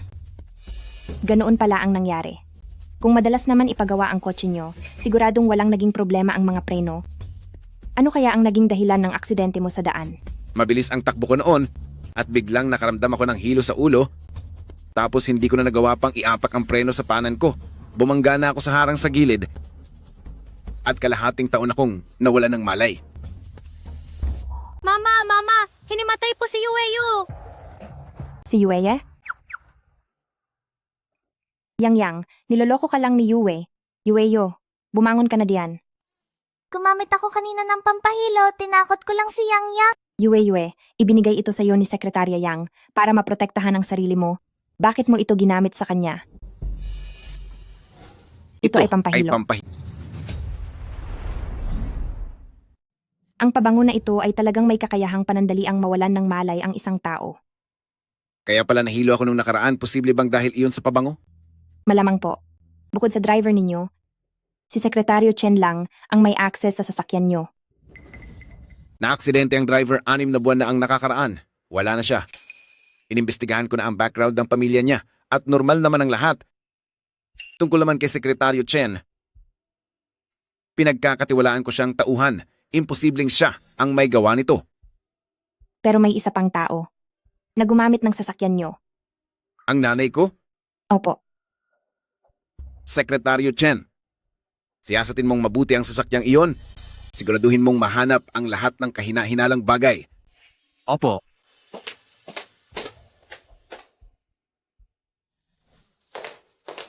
Young Master, may nahanap ng supot ng gamot sa loob ng sasakyan, nakasukbit sa ilalim ng upuan sa likod, kaya hindi ito madaling mapansin. Ayon sa gawin ng driver, nililinis ang sasakyan tuwing makalawa. Ginamit ni Madam ang sasakyan noong nakaraang araw, at nang sumunod na araw ay nakalimutang linisin ng driver, kaya doon na kayo napahamak. Nasuri na ba kung anong sangkap ang nasa loob? Hindi pa po sa ngayon.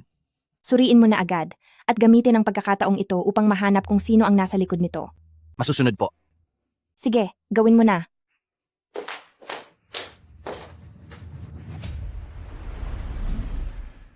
Bilis, ipasuri mo na iyan. Sige po. Bilisan mo na. Yaw, Hayaan mo na. maaring nagkamali lang tayo ng iniisip o kaya naman, pinahamak lang si Ganang. Jaw ng kung sino. Nandito na ang katotohanan sa harap natin, hindi ba? Akala ko, kaya kong pasanin ang lahat sa pamilyang Qin at maipagpapatuloy ko ang nasimulan ng tatay ko, pero sa huli, ituturing lang niya pala akong tinik sa lalamunan at gagawin niyang lahat para lang mawala ako. Yaw. Ganyan talaga ang ugali ng tao. Minsan ay naging inosente rin ako sa pag-aakalang sina Fang Yingying at Shen Qin ay mabubuting tao. Pero mula nang mangyari ang malaking sunog na iyon, doon ko lang natuklasan ang tunay nilang kulay.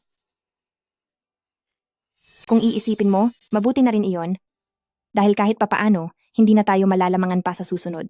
Mahirap talagang maging handa sa lahat ng oras. Yaw. Huwag kang mag-alala. Kahit ano pa ang mangyari sa hinaharap, ako, si Yang Yang, at si Yueyu ay palaging sasama sa iyo. Salamat sa iyo, Bis. Sitong. Sige, magkasama nating hihintayin ang balita tungkol kay Sekretaryo Chen. Young Master, tapos na po ang investigasyon. Tungkol doon sa mga taong iyon, hindi natin sila nabigla, tahimik na natin silang kinuha. Ngayon, kailangan nating pag-isipang mabuti kung paano sila mapapalabas sa pinagtataguan nila. Mama, pwede pong pumunta si Yuwei. Hindi pwede, Yueyo. Masyado itong delikado. Hindi po. Bata lang naman si Yuwei basta-basta ko lang itong babanggitin. Sasabihin ko na hindi ko sinasadyang makita. Paniguradong hindi siya maghihinala. Sige na nga, Yueyo. Pumunta ka na. Pero kailangan mong mag-ingat. Mama, pwedeng sumama si Yang Yang kay Yuwei? Yang Yang, Yueyo, Lola, ang ating mga magulang ay parehong nagtatrabaho. Pwede po ba kaming basahan ni na Yuwei ng isang storybook? ang dalawang matandang ito, talagang hindi tama ang ginagawa nila, pati ang sarili nilang mga anak ay hindi na nila inaalagaan. Anong libro ba ang gusto ninyong basahin? Babasahan ko kayo? Doon sa... Dito na lang sa librong ito. Sige. Tingnan natin ito. Lola, kapag may nagawang mali si Yang Yang, parurusahan din ba ako ni Papa? Yang Yang, bakit mo naman nasabi yan? Lola, nandun po ako. At nakita po namin ni Yang Yang, si Papa at si Uncle Chen. Si Uncle Chen ay kumuha ng ilang katulong at ipinakulong po sila. Sino-sinong tao ang mga iyon? Hindi po naming alam. Yang Yang, Yueyo, huwag kayong mag-alala, hindi naman gagawin iyon ng inyong tatay sa inyo. Mauna muna kayong manood, may gagawin lang si Lola. Halika, halika rito. Tingnan mo ito.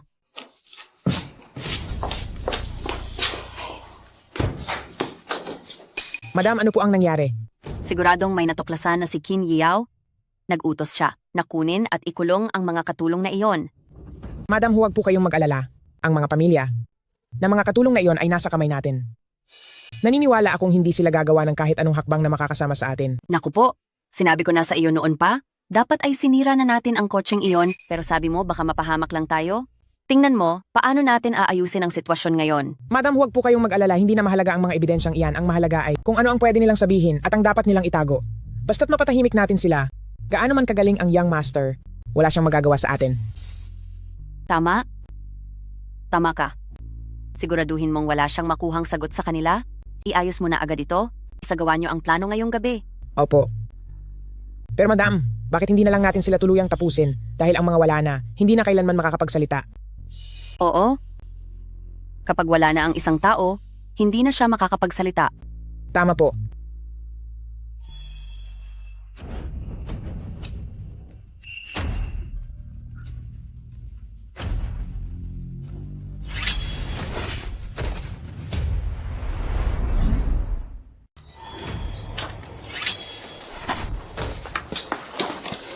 Bitiwan niyo ako.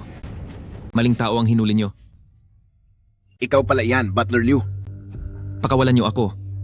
Nagkakamali kayo ng hinuli. Maling tao? Sa kalaliman ng gabi, bakit ka nandirito sa lugar na ito? Hindi kasi ako makatulog, kaya lumabas lang ako para maglakad-lakad. Naglalakad-lakad? Tang days, Mary does. At umabot ka pa rito.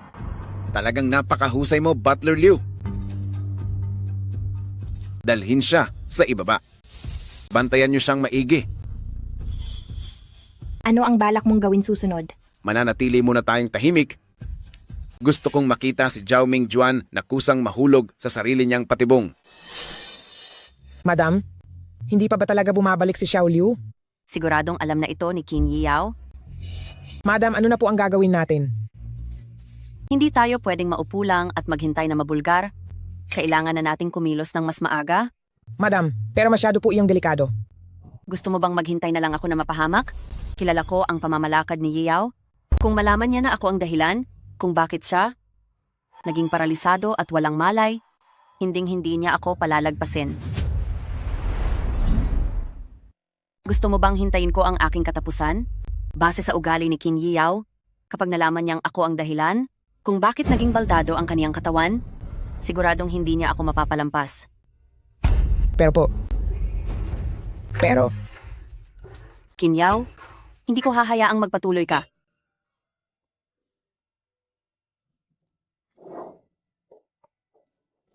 Yao, mayroon akong gustong ipakipag-usap sa iyo. Ano man po iyon, Ina, maaari niyo nang sabihin sa akin ng direkta. Sa susunod na ilang araw, anibersaryo na ng pagyao ng tatay mo, naiisip ko sana na sabay tayong bumisita sa iyong tatay. Tama po kayo, Ina. Simula noong nagising ako, ay hindi ko pa nabibisita si tatay. Nararapat lang na pumunta ako roon. Ina, bilang asawa ni Yao, nararapat lang din po siguro na sumama ako sa pagkakataong ito. Ay, hindi maaari. May sinusunod na tradisyon ang pamilya Qin. Pagkatapos pa ng isang taon simula ng ikasal bago pwedeng pumasok sa sementeryo. Sa pagkakataong ito, si Yao muna ang papuntahin natin. Sapat na ang ipaalam sa tatay niya ang magandang balita tungkol sa inyong kasal.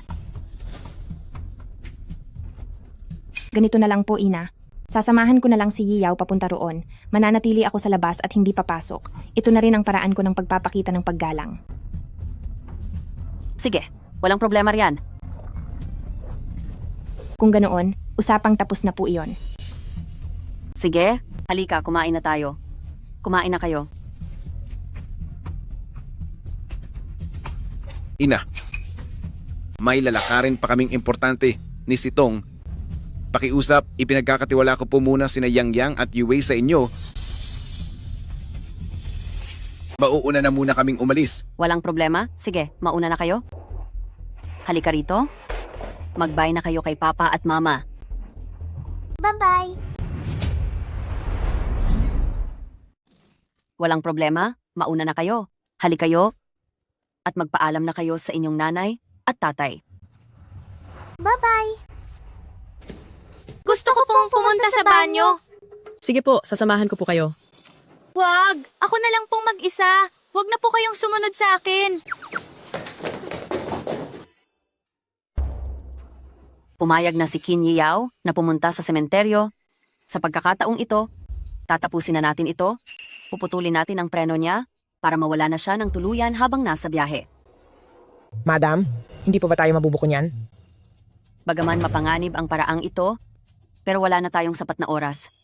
Sila rin ang nagtulak sa atin sa ganito. Madam, sa tingin ko ay kailangan nating humanap ng mas ligtas na paraan. Paano kung ang plano ay hindi matuloy sa kalsada? Ano na ang gagawin natin? Maglalagay tayo ng mga tao malapit sa sementeryo. Dahil ang pagbisita sa puntod ay seryosong bagay, hindi kailanman magsasama ng tauhan si Qin Yiyao. Pagdating ng oras na iyon, mag-isa lang siya doon at hindi pa lubusang gumagaling ang mga binti niya. Hindi ba mas madali natin siyang mapaparusahan? Opo. Gagarantiya ko pong magtatagumpay tayo ngayon.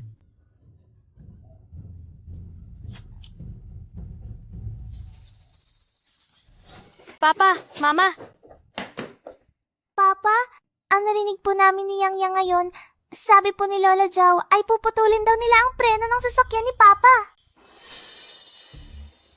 Uulitin na naman nila ang lumang taktika. sabi pa po ni Lola Jow, maglalagay sila ng mga tao sa sementeryo para hamakin si Papa. Mukhang pinaghandaan talaga nila ito ng husto.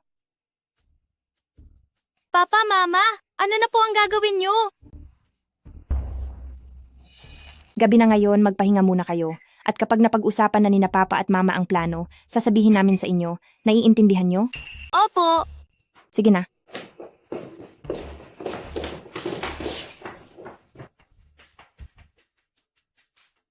Nasaan si Sitong? Sabi niya ay sasama siya sa atin, di ba? Biglang sumama ang pakiramdam ni Sitong, kaya sinamahan siya ng 2 bata sa ospital. Sa susunod na lang, ako mismo ang magsasama sa kanya. Sige, sumakay ka na sa kotse at susunod ang kotse namin sa likuran mo. Sige, sumakay ka na sa kotse at susunod na lang kami sa inyo. Bakit hindi na lang po kayo sumabay sa akin, Ina? Medyo marami kasi akong dala ngayong araw.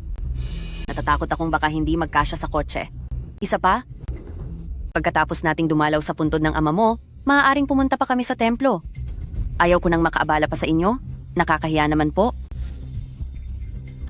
Ina, bakit po ba kayo nagiging formal sa akin? Hindi naman sa ganoon. Ayaw lang talaga naming makaabala sa inyo. Tsaka, hindi naman kami ganoon kahirap na iisang kotse lang ang mayroon. Hindi na kailangang magsikisikan, di ba? Kung iyan po ang gusto nyo? Young Master, pinapasabi po ni Sekretaryo Chen sa inyo na may problema ang sasakyan natin. Hindi po ito maandar.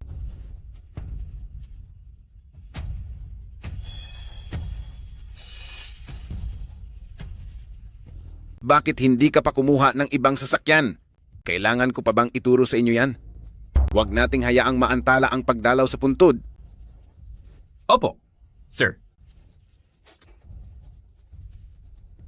Ina, palpak ang trabaho ng mga tauhan ko. Sumakay na po muna kayo sa kotse at susunod na lang ako mamaya. Sige.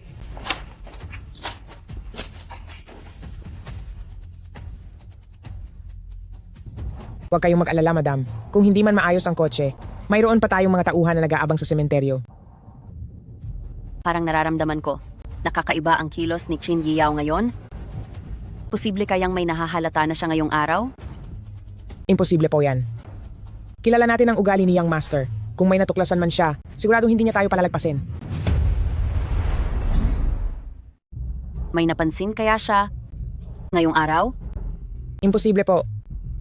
Sa ugali ng Young Master, kung may natuklasan man siya, paniguradong pagbabayarin niya tayo. Bakit pa siya sasama sa atin pumunta sa sementeryo? Huwag na natin pag-usapan iyan. Ayusin mo na ang mga tauhan ko. Kailangang sa sementeryo ngayong araw ay matapos na siya.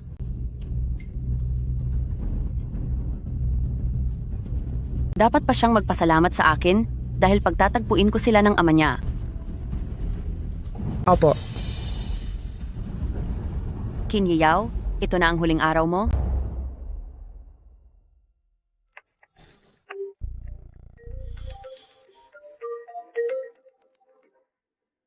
Paalis ka na ba? Oo, nasa biyahe na ako. Hindi mo naman ginamit ang sasakyang may problema, di ba? Hindi. Matalino si Sekretaryo Chen. Sabi niya, ayaw mag-start ng kotse, kaya nagpalit kami ng sasakyan. Kumusta naman dyan sa pwesto mo? Sa paligid dito ay mayroon ngang maraming nagbabantay. Pero huwag kang mag-alala. Handa na rin ang mga tao natin. Sige, naintindihan ko. Mag-ingat ka. Hintayin mo ako. Malapit na ako. Nakikita ko na ang sasakyan mo. Ibababa ko na ang tawag. Ingatan mo ang sarili mo. Ikaw din.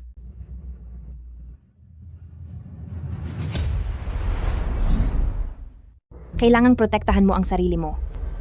Ikaw din.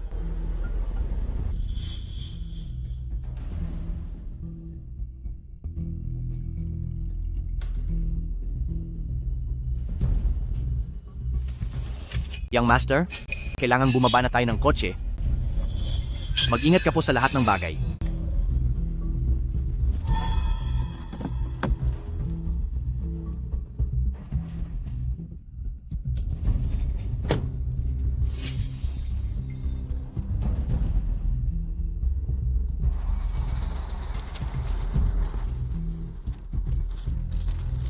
Maghintay kayo rito sa ibaba. Kami na lang ni Yaw ang aakyat. Sige po, ma'am. Ina, ako na po ang magdadala niyan para sa inyo. Huwag na. Kaya ko na itong bitbitin mag-isa. Hindi naman ito mabigat. Sige po.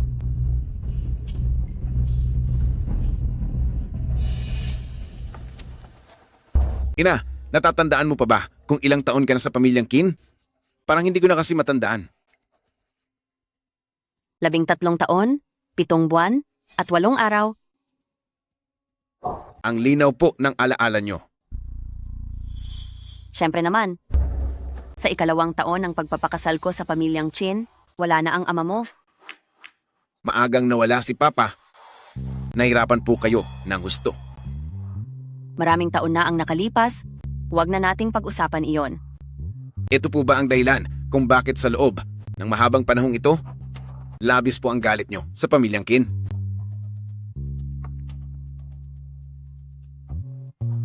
Yaw, bakit mo iyan itinatanong?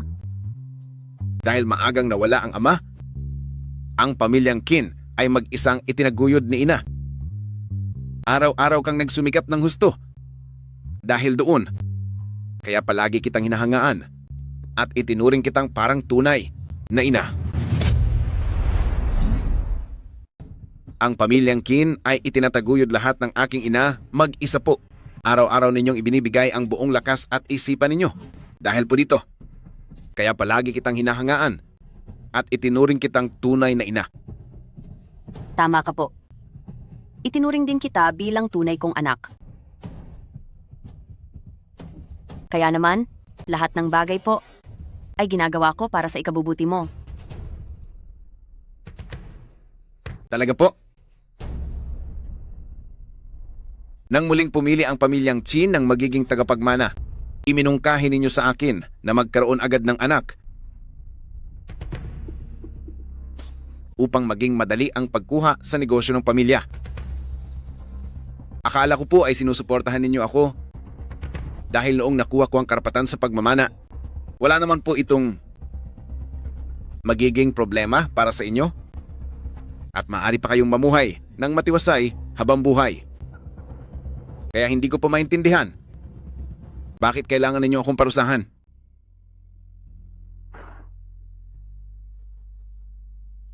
Dahil nahulaan mo na pala ang lahat, bakit ka pa nangahas na pumayag sa akin? Ang paggawa niyo po nito, para saan po ba ito talaga? Hindi ako makakatanggap nito. Bakit? Dahil ba sa pangalan mong Qin? Ang negosyong pinaghirapan ko ng 6 na taon ay ibibigay ko lang ng ganoon na lang sa'yo? At isa pa po, hindi naman kita tunay na anak? Ngunit dapat ko bang panoorin at umasa na lang sa desisyon mo sa hinaharap? Dahil lang ba sa mga ito po? Kapag wala ka na, Si Yang Yang ang susunod na tagapagmana. At ako po ay mananatiling makapangyarihan sa pamilyang Chin. Ganoon ba talaga kahalaga ang kapangyarihan po? Kung hindi mahalaga ang kapangyarihan, bakit mo sinunod ang payo ko?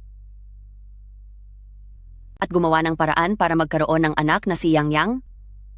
Hindi ba para iyon sa kapangyarihan ng pamilyang Qin po? Ngayon pa ba kayo magbabait-baitan? Hindi ako katulad mo. Gumawa ka ng lahat ng paraan para ipanganak si Yang Yang? Hindi ba't para makuha ang kapangyarihan sa pamilyang Qin? At ngayon ay nagpapanggap kang matino? Hindi ako katulad mo. Anong hindi katulad? Maagang nawala ang ama mo? Alam mo ba kung anong sinasabi ng ibang tao tungkol sa akin? Sabi nila ay malas daw ako sa asawa, na hindi ako nararapat manatili sa pamilyang Chin. Sinisira nila ang reputasyon ko, at palagi nila akong gustong paalisin.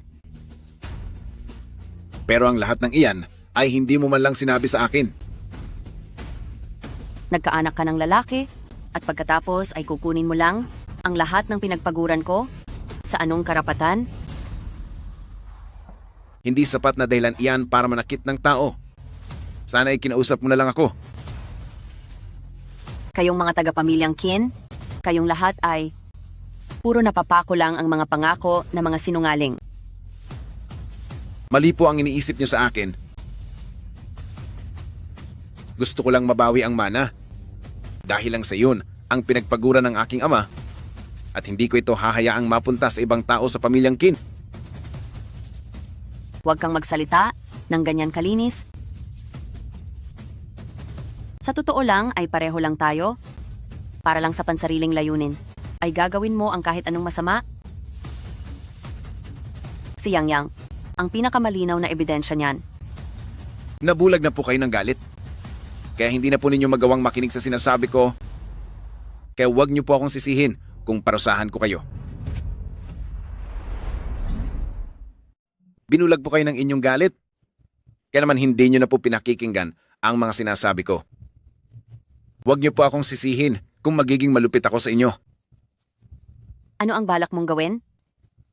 Kayong mga tao diyan, dakpin niyo siya at parusahan siya ng matindi. Sandali lang. Sakto ang dating mo? Ngayong araw ay ang huling sandali ninyong dalawa. Sitong, magtago ka sa likod ko. Ano bang pinagsasabi mo? Mas malakas pa ang abilidad ko kaysa sa iyo ngayon.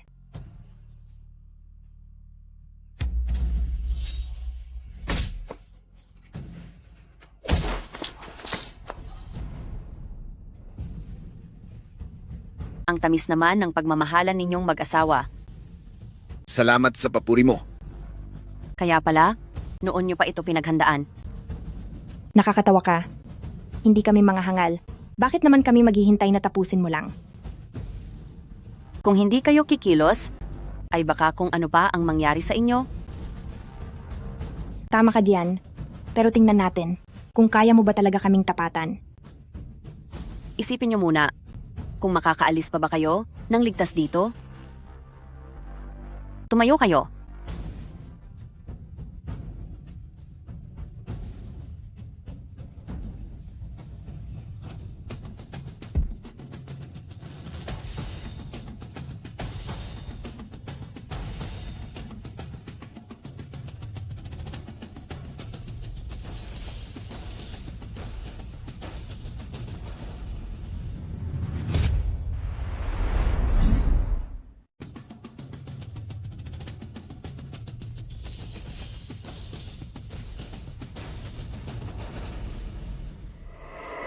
Kasalanan mo ang lahat. Bakit ka pa ba nagpakita? Ang plano ko, dapat ay nagtagumpay na ako. Lahat dahil sa paglitaw mo, walang hiya ka. Ngayon, sabay-sabay kayong magbabayad. Sumuko ka na lang sa pakikipaglaban. Lahat ng tauhan mo ay natalo ko na. Maraming taon ko itong pinaghirapan. Paano ako susuko ng ganoon lang?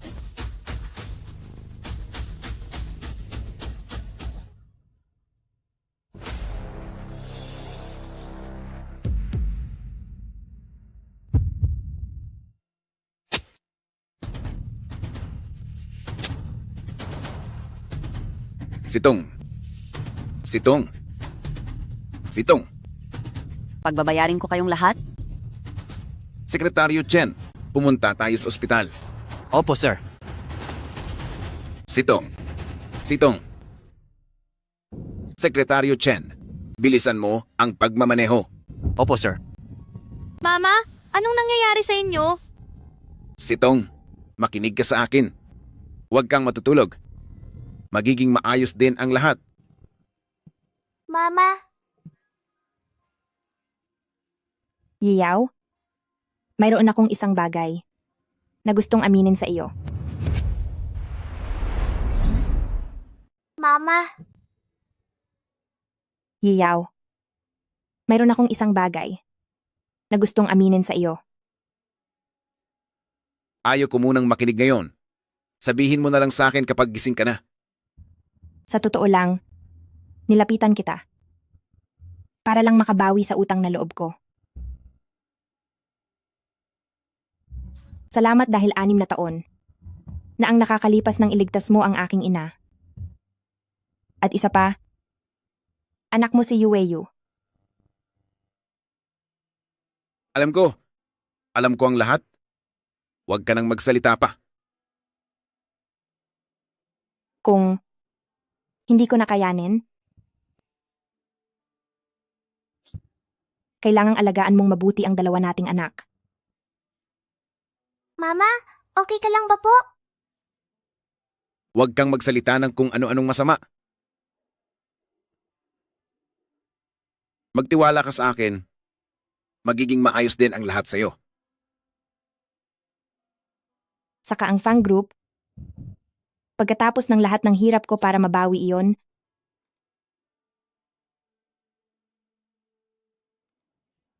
tulungan mo akong protektahan ito. Huwag mong hayaang mapunta sa kamay ng iba. Problema mo iyan? Pangalagaan mo iyan kapag magaling ka na. Ikaw mismo ang humanap sa mga taong iyon na may masamang balak. Hindi kita tutulungan.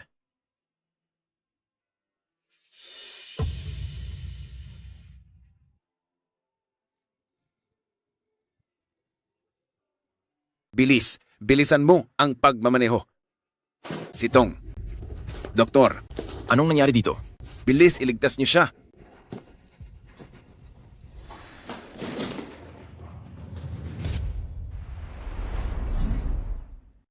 Sitong. Doktor. Anong nangyari? Pakiusap, iligtas niyo siya.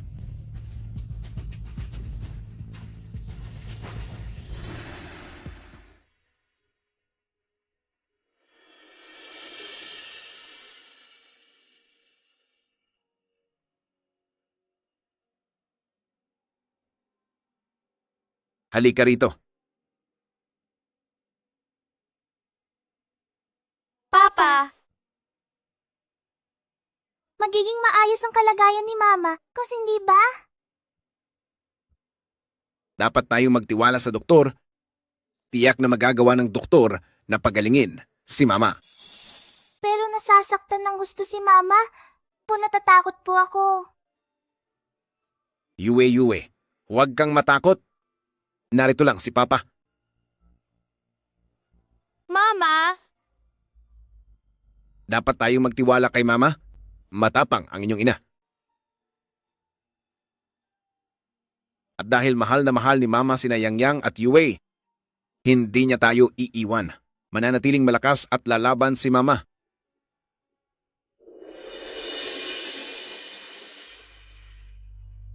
Mama, hihintayan po kayo ni Yue lumabas.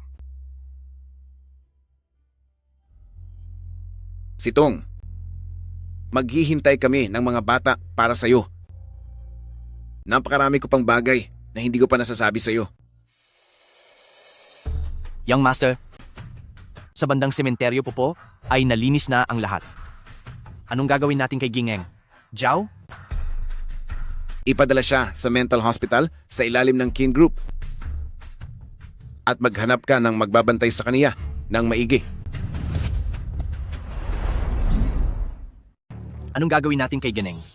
Jiao? Dalhin mo siya sa mental hospital ng Kin Group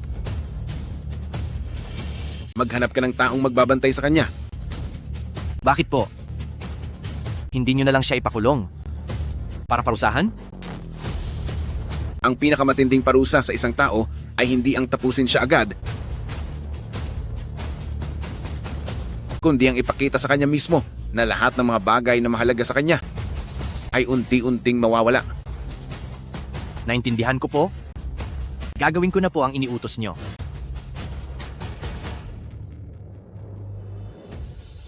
Doc, kamusta na ang asawa ko?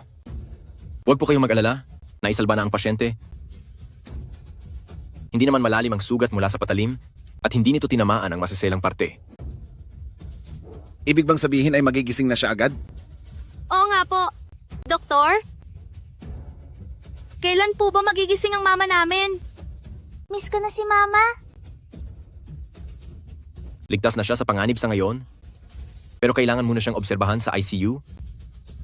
Kapag okay na ang lahat, saka pa lang siya malilipat sa normal na ward. Salamat po. Gusto mo bang gamutin din ang kamay mo? Ayos lang. Hindi ko naman ito. Ito ay galing kay Sitong.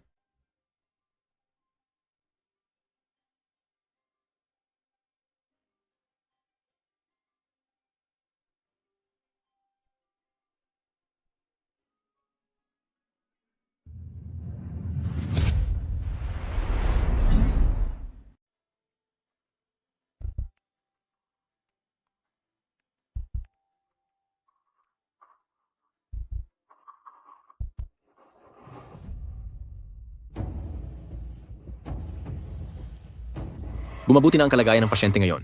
Maaari na po kayong pumasok para bumisita. Salamat po. Ang pasyente ay nagpapakita na ng mga senyales ng paggising. Maaari pong kausapin ng pamilya ang pasyente.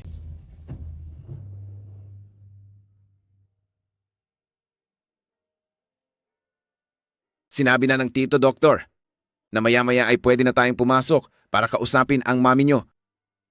Pero kailangang tandaan, hinding-hindi kayo pwedeng umiyak.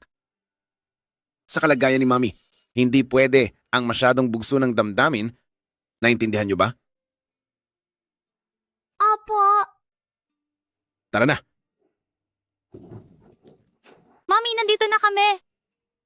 Mami, ako at si Yang Yang ay naging masunurin kay Daddy. Gising na po kayo. Sige na po. Mami, miss na kayo namin ni Yang Yang.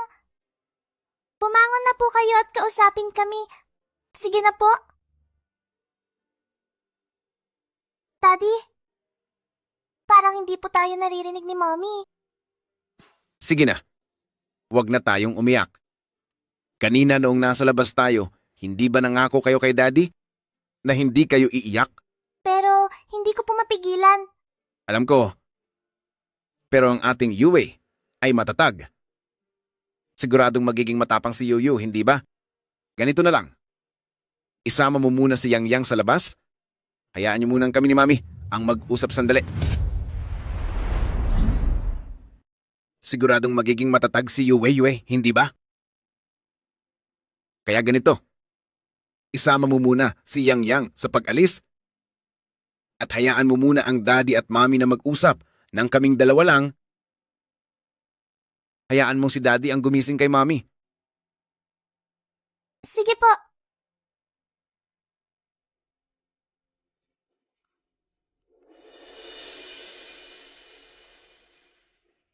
Sa totoo lang, mayroon ka pa bang ibang gustong sabihin sa akin habang nasa sasakyan tayo? Lang, kung wala ka namang sasabihin, marami naman akong mga salita na gustong sabihin sa iyo. Una sa lahat, gusto kong humingi ng tawad sa iyo. Noong una ay ginawa ko lang iyon para makuha ang karapatan sa pamana at nagkaanak tayo. Palagi kitang hinahanap.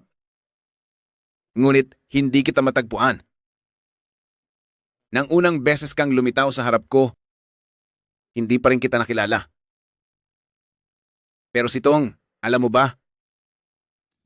Nahulog pa rin ako sa iyo. Parang mayroong isang uri ng mahika sa iyo. na nagpapamahal sa akin sa iyo ng higit pa. Ngunit Sitong, hindi ko pa man lang nagagawang sabihin ang lahat ng ito. Maaari mo bang bigyan ako ng isa pang pagkakataon para bumawi sa aking mga pagkakamali? Pakiusap sa iyo. Gumising ka na, pwede ba?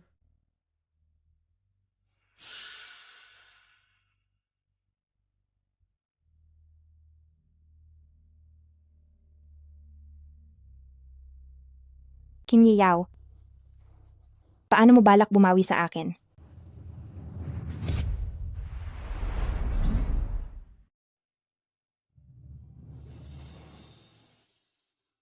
Qin Yao, paano mo balak bumawi sa akin?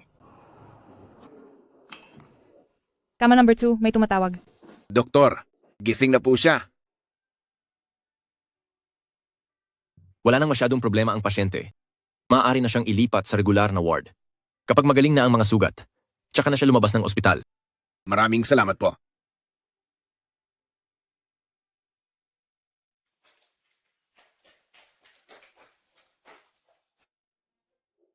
Hindi maaari. Kakagising lang ni Mama. Mahina pa ang katawan niya. Ayos lang, isang mahigpit na yakap lang. Anak, anong problema? Akala ko po, hindi ko na muling makikita si Mama. Mama, tinakot mo po ako ng husto. Pasensya na kayo. Kasalanan ni Mama. Pangako ni Mama, hindi na ito mauulit muli. Yue, Yang, huwag niyo munang iistorbohin ang pahinga ni Mama. Natakot ang mga bata. Hayaan muna natin silang manatili rito sandali. Halika rito. Yakap kay Mama.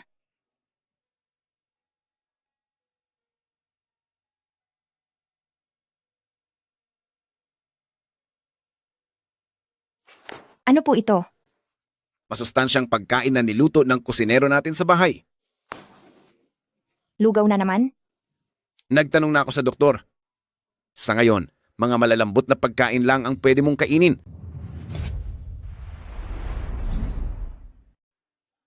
Lugaw na naman? Nagtanong na ako sa doktor. Sa kalagayan mo ngayon, likidong pagkain lang ang pwede sa'yo. Ang mga ito, may hinalong mga halamang gamot na makakatulong sa katawan mo. Sa lagay ko na ito, paano ako kakain? Susuplayan kita.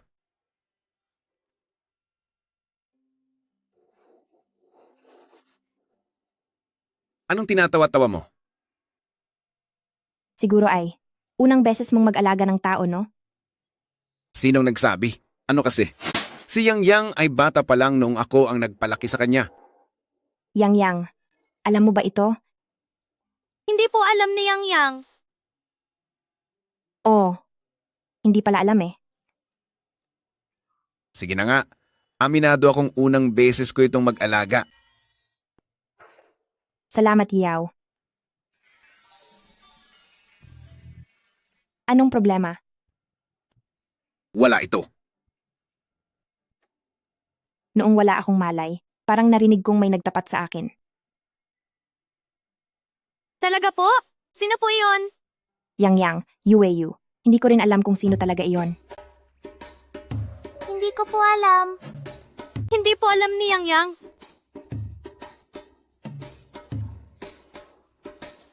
Kaya ko nang kumain mag-isa. Ano kasi, hahanapin ko lang ang doktor para itanong kung kailan ka pwedeng lumabas ng ospital. Papa, sasama po ako.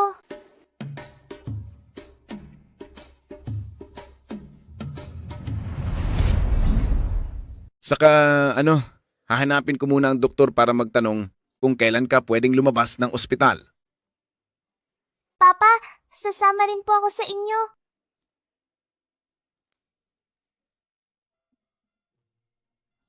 Yue, bakit hindi mo samahan ng mama mo? Papa, bakit hindi niyo po inamin kanina? Yue, ang pagmamahal sa isang tao ay masyadong komplikado at ang mama mo ay bumalik lang para gumanti ng utang na loob, siguradong gagawa siya ng paraan para maibigay ang lahat ng gusto ko.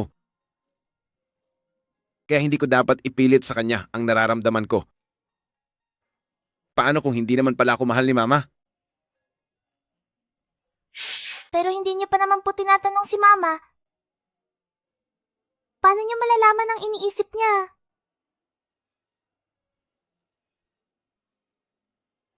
Ganoon ba, Yue?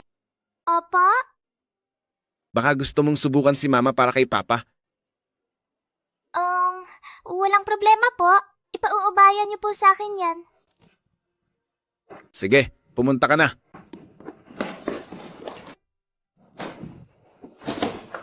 Mama, wag na po kayong magalit. Hindi naman galit si mama. Wag na po kayong magpanggap. Halatang halata ko po. Tanagalit kayo kay Papa. Ang papa niyo kasi, noong walang malay ako ay nagtapat pa siya sa akin, pero ngayong gising na ako, ayaw naman niyang aminin. Nakikita ko na ang lahat. Nagagalit ka kay Papa. Eh dahil naman sa papa niyo, noong nawalan ako ng malay, umamin na siya. Ngayong gising na ako, hindi naman siya umaamin. Baka may inaalala lang po si Papa. Inaalala? Opo, Mama. Hindi ba tayo nandito para tumanaw ng utang na loob? Nagawa na natin ang pakay natin? Hindi ba po? Tama ka naman doon. Mama, hindi kaya gusto niyo na rin po si Papa? Oh yeah!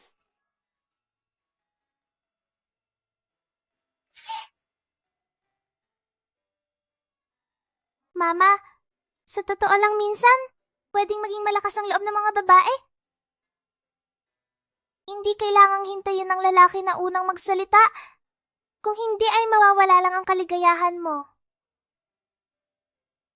Ikaw talagang bata ka, ano bang binabalak mo? Sabihin mo na kay mama.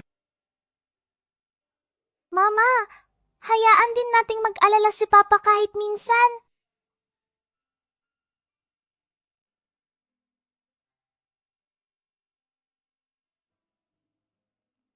Sitong, kung ayaw mo nang bumalik sa pamilyang Kin, pwede kitang bigyan ng matitirhang bahay. Ito ay para masuklian ang pagliligtas mo sa buhay ko. Fang Sitong, huwag kang magagalit sa kaniya. Kung ayaw mong bumalik sa pamilyang Kin, pwede kitang bigyan ng matitirhang bahay bilang ganti na rin po sa pagligtas mo sa buhay ko. Fang Sitong, huwag kang magagalit sa kanya. Bata pa sina Yang Yang at Yueo para sa kalusugan nila. Mas mabuti kung titira na lang muna ako kasama nila. Sige.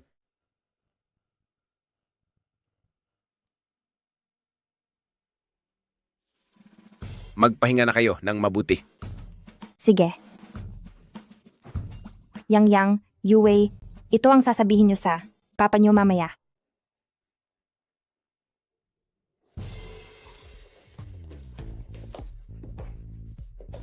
Papa! Bakit? Parang nag-iimpake po si Mama ng mga gamit. Aalis na ba siya? Ano? Papa, pwede po ba na huwag mong paalisin si Mama?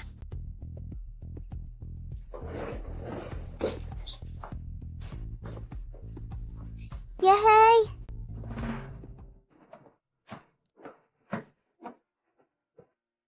Saan ka pupunta? Siyempre, aalis na. Ikaw. Pwede bang huwag ka munang umalis? May iba ka pa bang naiisip? Meron. Gusto ko sanang sabihin sa'yo na gustong mag-alaga ni na Yang Yang at Yueyu ng pusa. Pag-isipan mo muna yan.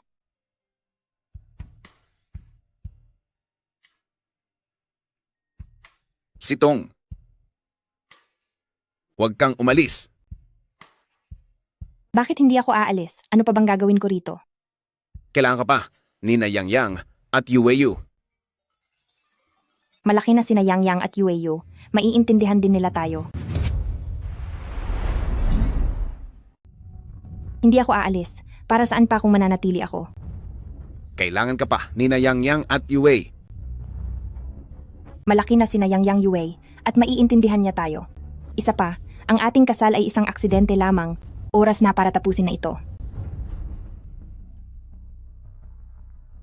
Hindi dahil kina Yang Yang Yue, kundi ako. Kailangan kita. Matagal na akong hindi makaalis sa tabi mo. Pwede bang huwag ka nang umalis? Bakit kapag sinabi mong manatili ako, dapat na ba akong manatili? Dahil mahal kita. Ikaw? Mahal mo rin ba ako?